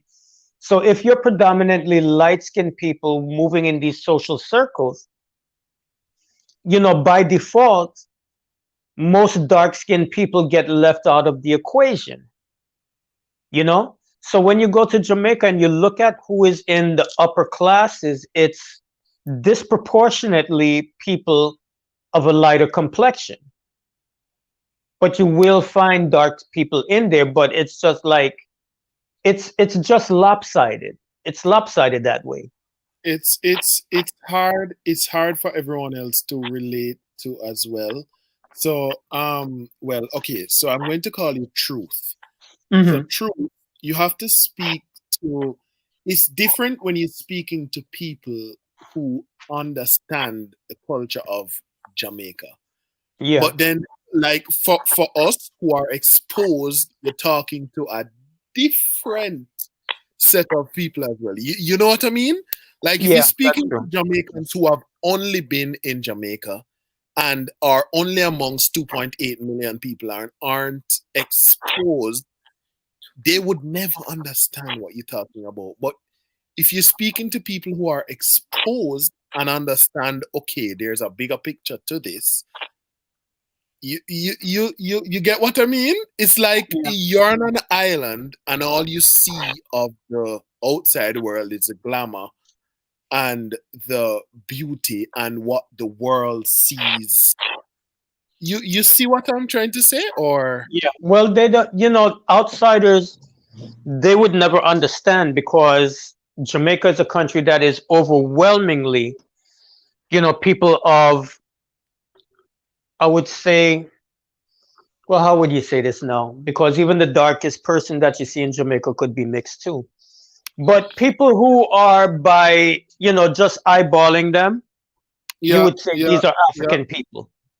yeah. So most people don't even know that we have different ethnic groups in Jamaica, like Indians and Chinese and Jews and all these other people, you Yeah. know? And Relate it. especially, Speak to the ones that are exposed versus not exposed because it's of course it's out of many one people. And a lot yeah, of islands are like that. You know what I mean? So speak to the ones that are exposed versus not exposed? So, like I said, this is the way things are in Jamaica. But the thing is, you can find parallels in other communities because anywhere you go in the Caribbean, in Latin America, what you're going to find is that the people who are in the upper classes, the ones that have the real economic control, they tend to be the people who are more European, you know? Yes. So this is what you listen. I'm sure it's the same way in Dominican Republic. If we go Yeah. and we go to the Dominican Republic, when we walk in on the street, we're going to see mostly people who are mixed. Mm-hmm. But when you go in the upper class now, the people that really run things, They're 95% white, of course. Yes. But yeah, the thing is, like, what I didn't know, and never understood when other Caribbeans and Americans, like Americans, said, like, it's always black people on the bottom, or dark black people are always poor. To me, I never understood, because it's like they say, oh, white people are rich. It's not true. In the Dominican Republic, you have a bunch of white people in fair who skin are not rich. who are very poor. Yeah. You have to go. You can find the places where they live. Google cannot find it. Siri cannot find it. Yeah. Alexa cannot find it. So when they say, it's like, she's blonde or she's white with the good hair and all the blah blah blah, and assuming that that person is white and has better opportunities than me, who was born in the capital, the capital of the country, is like, no, you don't understand. Not all white people are rich there.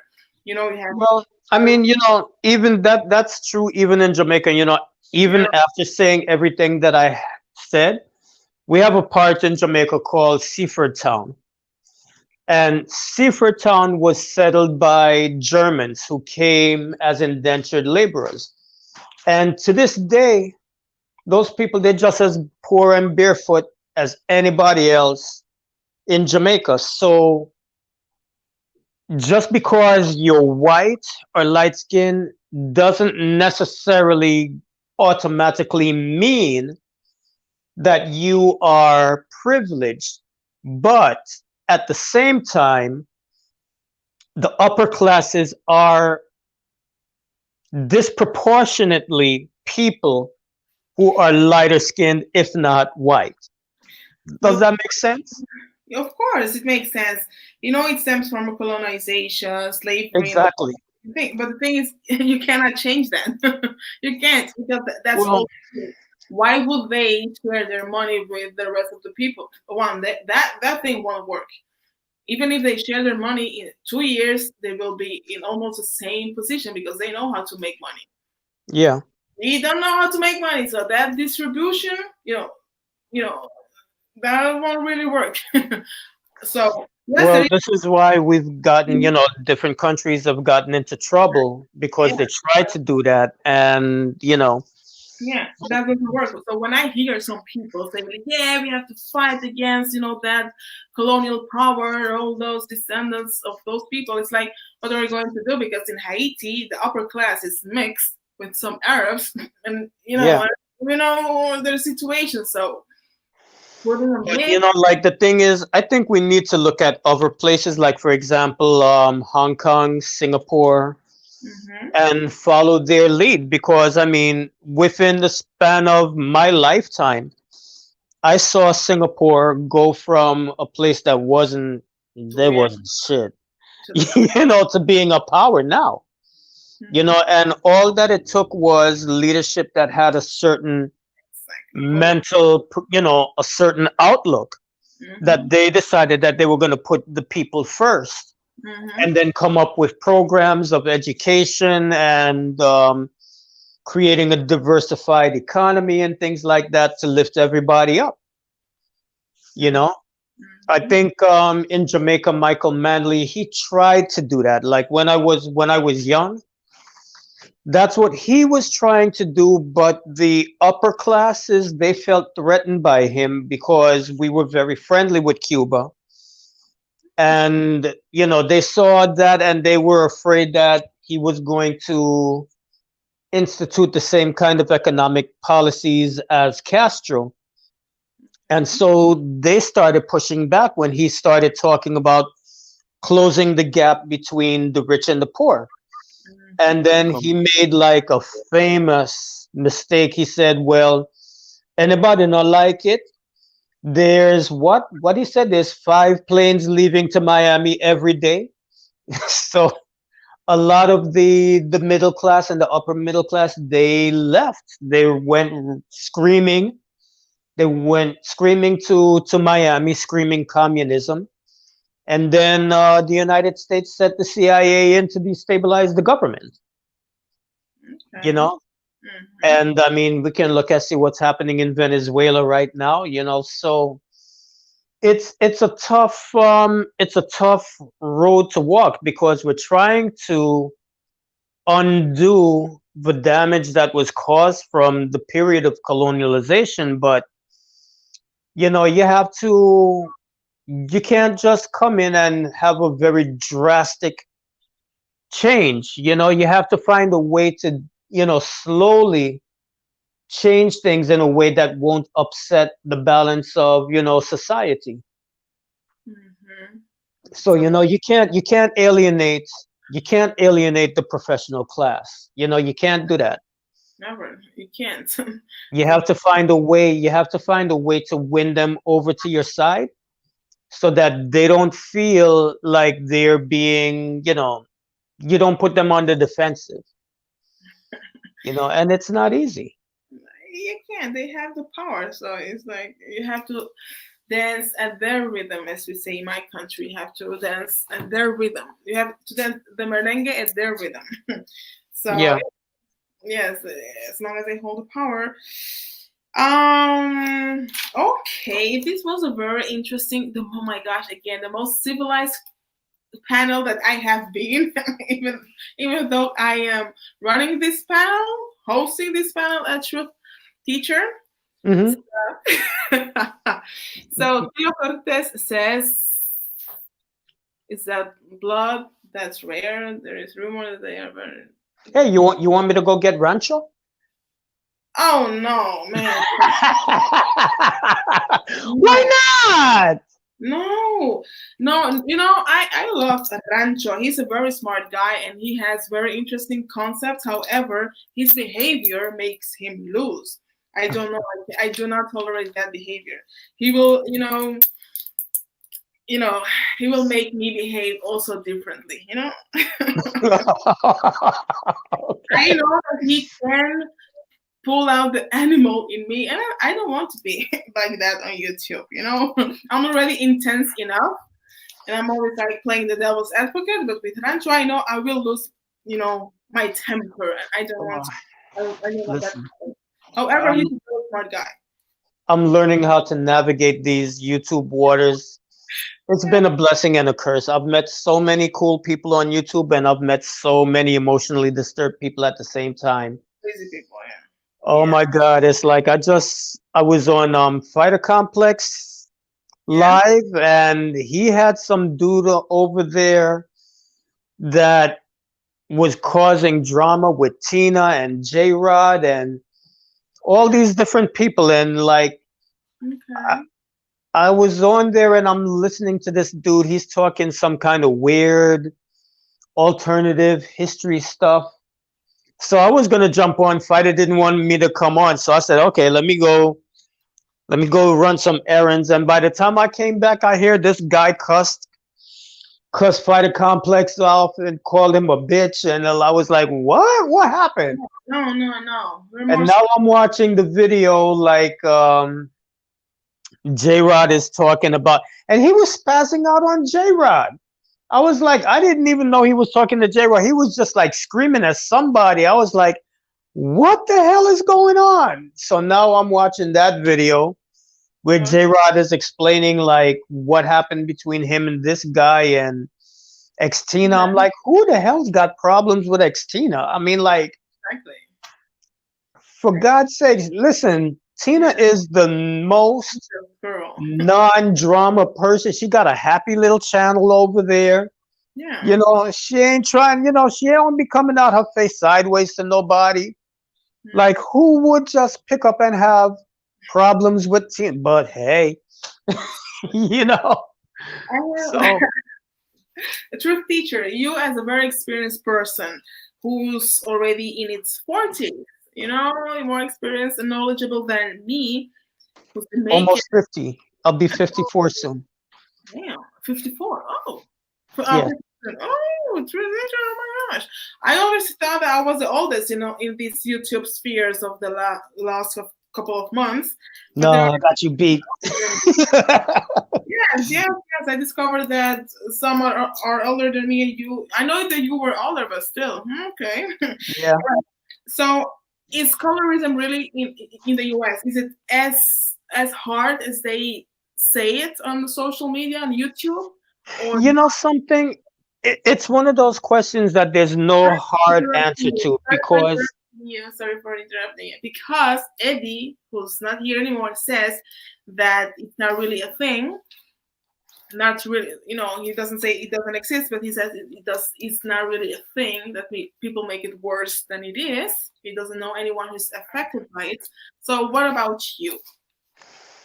okay, I would say it depends on the individual. It depends on the context. I think for people who are very attractive, I think they're less likely to experience it than Hmm, someone who's average looking. true. Like, like my mom was a dark skinned woman, not like dark, dark, dark, but my mom was chocolate, you know? Hmm. And she could not relate to this whole idea of colorism at all. But you see, the thing is, my mom was also like ridiculously beautiful. Hmm. So my mom's problem was beating the men off with a stick, like all kinds of men. So she never experienced really being discriminated against because of her skin tone, because when people saw her, the first thing that they were relating to, what reacting to, was her beauty. Hmm.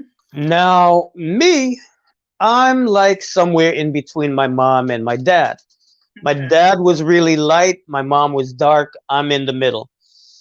And growing up, I've had the experience where I was too dark for people who were into light skinned people and too light for people that were into dark skinned people. Hmm. So I was just like left out in the middle. I'm too much in the middle. Like, this one don't like me because I'm too dark. This one don't like me because I'm too light. Hmm. I have heard women that I know talk about having issues where they've been discriminated against because of their skin tone. I will say that my brother is darker. He's much, much darker than me. Hmm. And there's things that he has experienced and had said to him that I never experienced. But then again, on the flip side now, I'm the one with the really kinky hair. And My he's brother is the one that had the wavy hair. okay. And he's So, how are there- they? well, there's things that I've had said to me that were really fucked up that he never had.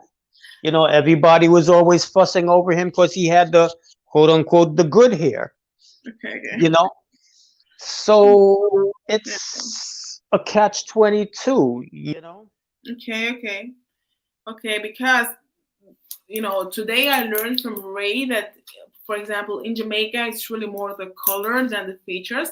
Because I'm always saying, wait, wait, you guys are too focused on colors, and that's why I like to compare myself with Christina, because that's the one that you guys all know. That's easier to compare. It's like Christina is darker, but her features are keen, and she has also said several times she has never experienced colorism. Yeah. So that's why I say, guys, it's not colorism, it's featureism. And I Well, know. I think I think it can be a combination of things because there's definitely times when people will be discriminated against no matter how beautiful they are because of their skin color. Like, for example, in the world of, like fashion modeling, like a lot of the models were talking about the fact that they have less opportunities than, the white models. Yeah, of course. And but you know within the modeling thing, they do narrow the dark skinned girls that they have to only those who have, like, keen features. Yeah. Or they'll say, they'll put out the call. They'll say, I want a white girl dipped in chocolate. Mm-hmm, mm-hmm. you Yes. know Yeah, of but course. then, yeah, so it's featureism, Mm-hmm. but at the same time too, it can be skin color, because these same girls, they say, I'll show up for a call, and they're like, we're not using black girls. Mm-hmm. Mm-hmm. We're not using dark skin. And you'll also notice whenever there's a first, it's usually somebody of a lighter skin complexion. Like, for example, in ballet and in the Rockettes, Mm-hmm. the first black Rockette that they had was, she's so damn light you couldn't pick her out from everybody else. You know, Mm-hmm. so it goes both ways, and it really depends. I mean, it depends on the circles that you're running in, and circumstances, different circumstances. Yeah, in the fashion world, it's for sure, of course, again, white dominated. And they always have like one or two or three black models, Iman in the 70s, Hmm. 80s, and Naomi Campbell, Tyron, now Joanne Smalls, I guess her name is, and that kind of things. But I know when they want like an exotic looking black woman, it depends. It's Ethiopian, Hmm. for the beauty commercials like from L'Oreal and all that stuff. When they want something exotic, it's also Sudan because they're very dark skinned. And I know the Dominican Republic is famous when they want mixed looking and like also black with keen feature, but more the mixed looking girls are usually Dominicans. So I Yeah. Dominican fashion agency. You're looking like the mixed tall girls who are skinny and all that stuff to export them to the US. So Hmm. actually, minorities have to compete against minorities in the Yeah, fashion. they pit us against each other. Yeah, and I understand that they don't own those medias, those businesses, so they have to take what they get. If you don't own it, you cannot really, ask or demand. Okay, so so you said like the women that you have encountered that experience colorism are, you know, it's also tied to their feature features. It can be. It's complicated. It's not an easy thing. It's there's there's times when you'll be discriminated against because of your skin tone. There's times when you'll be discriminated against because of your features. Your weight. There's always an ism. There's always an ism, and sometimes it's just all of the above. Yeah. Like, I've been in situations where I was just all of the above. Yes, yes, yes. My hair isn't right, my facial features aren't right, my skin tone isn't right, just all of the above. Yeah. You Flor, know? yes, totally. Flor says it's okay to be dark skinned if you have quote unquote white features. I know those people, those women have more to pass, and they, of course, again, it depends on the situation and the context, but they experience less, the isms, featureism or colorism, whatever. I have never experienced colorism, but I have experienced featureism. I experience featureism every day, Yeah. to exaggerate it, but it's like, okay, yeah. And I hate it. And I hate The thing that I can't understand is, weightism in a positive way that I hate. I thank God it's so fat and so beautiful, especially when I was a girl. or teenager. Oh, she's so fat. She's so cool. She's so fine. She's so You tough. know, Like, oh, don't tell me why, but why can't we just accept like all the diversity that we have? You know, I mean, to me, that's what, when I look at our people, that's what I see is like we're so beautiful. There's so many different, facial features, skin tones, hair types, and I find it all beautiful. It's like a bouquet of flowers. Why can't we just have that understanding? Why it has to be like one or the other? I don't get it. No, I completely agree with you. I think there is a lot of beauty in many mixtures, in different mixtures. However, I am team. Let's be realistic. It's not because you're mixed that you are beautiful. Many people really think that. It's like Oh, honey, no, I could tell you that shit. it's like why? No. There is a lot of beauty in mixture, and for example, in my opinion, I do think that many mixed people are extremely beautiful, but the one, the first generation mixed people from very different ethnicities. For example, I will never forget when I saw once a half Ecuadorian, half Syrian girl. Hmm. Oh my God, that girl was pretty, and um she was with her Ecuadorian mother and other Ecuadorian siblings. And I said, because I always say to people, "You're so beautiful, whatever. I don't care. I don't have that insecurity problem." Like, wow, you're so pretty. Your daughter is so pretty. Oh my gosh! And she has some Middle Eastern in her. She still doesn't understand. So different, so pretty, but she looks different than her boy siblings. She said, "Oh yeah, but my Hmm. father is from Persia, Iran, blah blah blah blah blah." Also, here in Belgium, where I live, sometimes I see some kids and I have to think on a friend of mine automatically because I see some children that are, half Polish and half Hmm. African or half, Eastern European, half African. And those children, they're different than the mixtures that I'm used to see. I'm used to see a lot of mulattoes mixed people, but they Yeah. look different. And to me, it's like, wow, they really have like fashion model features. Hmm. But I have a friend from Angola, and she says like, no, first generation mix, no, no, no. People that are like multi-generational mix, that's what she thinks is beautiful, and she can't see that. Like I don't know how she does sometimes. Sometimes it's obvious, sometimes it's not. But that's what she says. Like people in Brazil or Latin America, and even some of her nephews are mixed. And she says like, no, that's too basic. And to me, it's like the multi generational people are more basic to me. But when I see like someone have Ethiopian, have Swedish, it's like wow, that is something unique that I don't know. Oh no, it's like I have a different way of looking at it. I say like most people that you ever, from my opinion, most people that you will ever see is just average. They're not gonna scare anybody's children, but you're not gonna slap your mother over them either. You know what I mean? Most And people are average. yeah, Then you have a certain amount of people who are just above average. yes, And true. then you have people, a certain small percentage that are just fucking hideous. And they come in all colors. I know what So you I mean. mean, Still, I have seen you some know, that you said like, wow, are they really from this world? Like, wow, really, wow. listen, So, I seen some mixed people. I was like, Jesus Christ, like. yeah. But I So know I've never been like impressed with people who are mixed because to me, like I say that shit every day.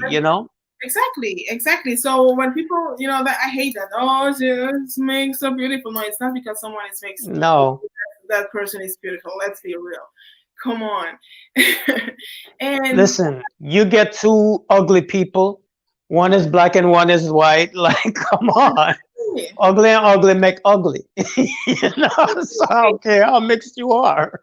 wait, I've seen here like average with beautiful children. So like, wow, how do they do it? They get the best, or they are just ugly.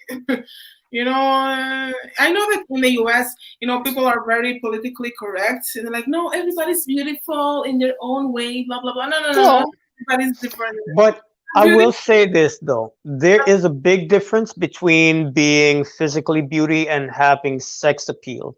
And to Oh, me, I think sex appeal is more important. oh yes.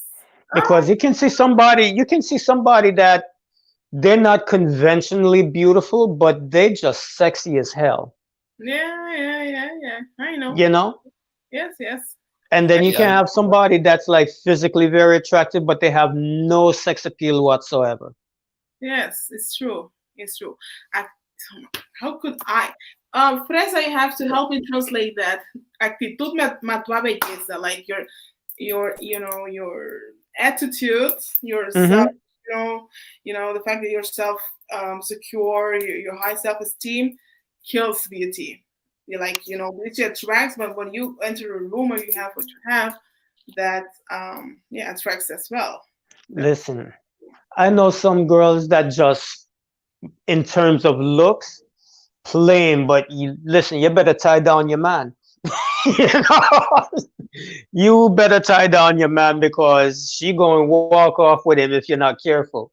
They yeah, just have that energy, they just have that energy and they can just yes. they can charm the pants off of you. You said it. That's an energy, exactly. Yeah, it's an energy. It definitely is an energy. Yeah.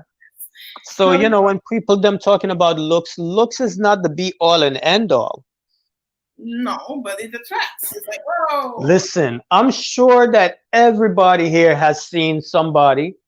You see like a really good looking guy with this woman and you wonder, what the hell is he doing with her? But she got something that, like, hmm And nobody else can compete with. yeah, and I know some pretty women, very pretty women. They are like, okay, I'm okay.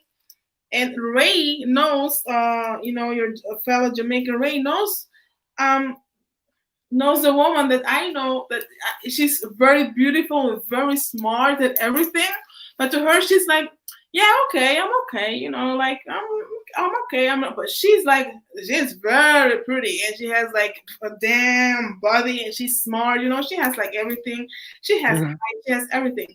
And to her, it's just like, yeah, I'm okay. I'm like, yeah, you're not Yeah. okay. Low self-esteem. You're making me weep, Paula. You're making me weep. Anyway, Listen, okay. everybody, it's been you a pleasure. Um, it's true, no, right? I'm You know, actually going to leave. But from what Truth Teacher is talking, I think if you think of it from the point of view as like a model agency, when they are looking at what the people actually want, you can relate to what Truth Teacher is talking about more. So it's not just beauty, it's not just color, is how they bring themselves across as, you know what I mean, Truth Teacher? Yeah, I know. Yeah. Well, that has to be because I see some of these girls that them about here say about them model. Me have to look on them. I said, Yeah, Jesus stick Christ, to English. Stick to English. yeah, okay. So, okay. is that what I? Some of these girls that I see out here that's high fashion models. I have to ask myself, is that what beauty looks like? Because if that's what beauty look like these days, I would have lived a womanless Go life. and sit down. I have Go to and sit tell you. down. Yes, But they have some kind of charisma or whatever, something exotic. Yeah. something Yeah. exotic or different Exactly. or Yeah. whatever. So listen, at the end of the day, I think you have to be comfortable with who you are and comfortable in your own skin, and you can't 100. sit down and look at the media all the time, because if you do, you'll drive yourself crazy if you're trying to fit somebody else's standards. You can't. 100. You 100. can't. You can't. You cannot. You cannot be. How can I say? Black sports. Nike sports shoes, and then a very you cannot from a Nike white sports shoes become like a Christian Louboutin stilettos. It can't. You can be the best version of yourself, but you cannot fit in all the molds. Hmm. The word, you cannot. You cannot. Um, Blood Moon says intelligence always wins. It's true, but for men or people that value intelligence, that's my opinion. Because if intelligence would be all that, what people are truly looking at, they would date the girls that are engineering in the NASA. You know, it depends what kind of man, of course. Yeah. Ah, ya pasó 2 horas. Ay, sí, son 2:24, 1:08. Gracias. Listen, I've really been enjoying the conversation, but I have to run. Yes, So exactly. hopefully I can catch you all guys on another time. All right. Thank you But I very much. really enjoyed I enjoyed the short time I had to interact. Okay, no, thank you very much So, for your so, You're feedback. welcome. See you next time. Please subscribe. Don't subscribe to your channel. I And will. I will. thank you very much for your deep intervention. Ray, Ray, big up. Ray, thank you very make much up yourself. for No joining problem. No and problem. your No insights problem. and teaching us, teaching me. So cool. Yeah. See you around. Take care. You're right. Answers, thank you very much Thank for you. again. Thank you. And blood morning, everyone. Thank you very much. And especially thank you for telling me about these 2 hours. 2 hours and a half already. Thank you. Okay, we heard different perspectives from different parts of the world. It's a pity that no Black American joined the panel.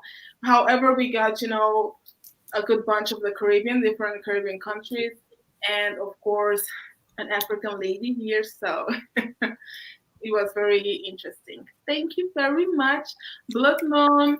Thank you, and have a nice evening, day, whatever it is. Thank you. See you later. Bye bye. Bye. Subscribe to the channel, please. Subscribe. Bye.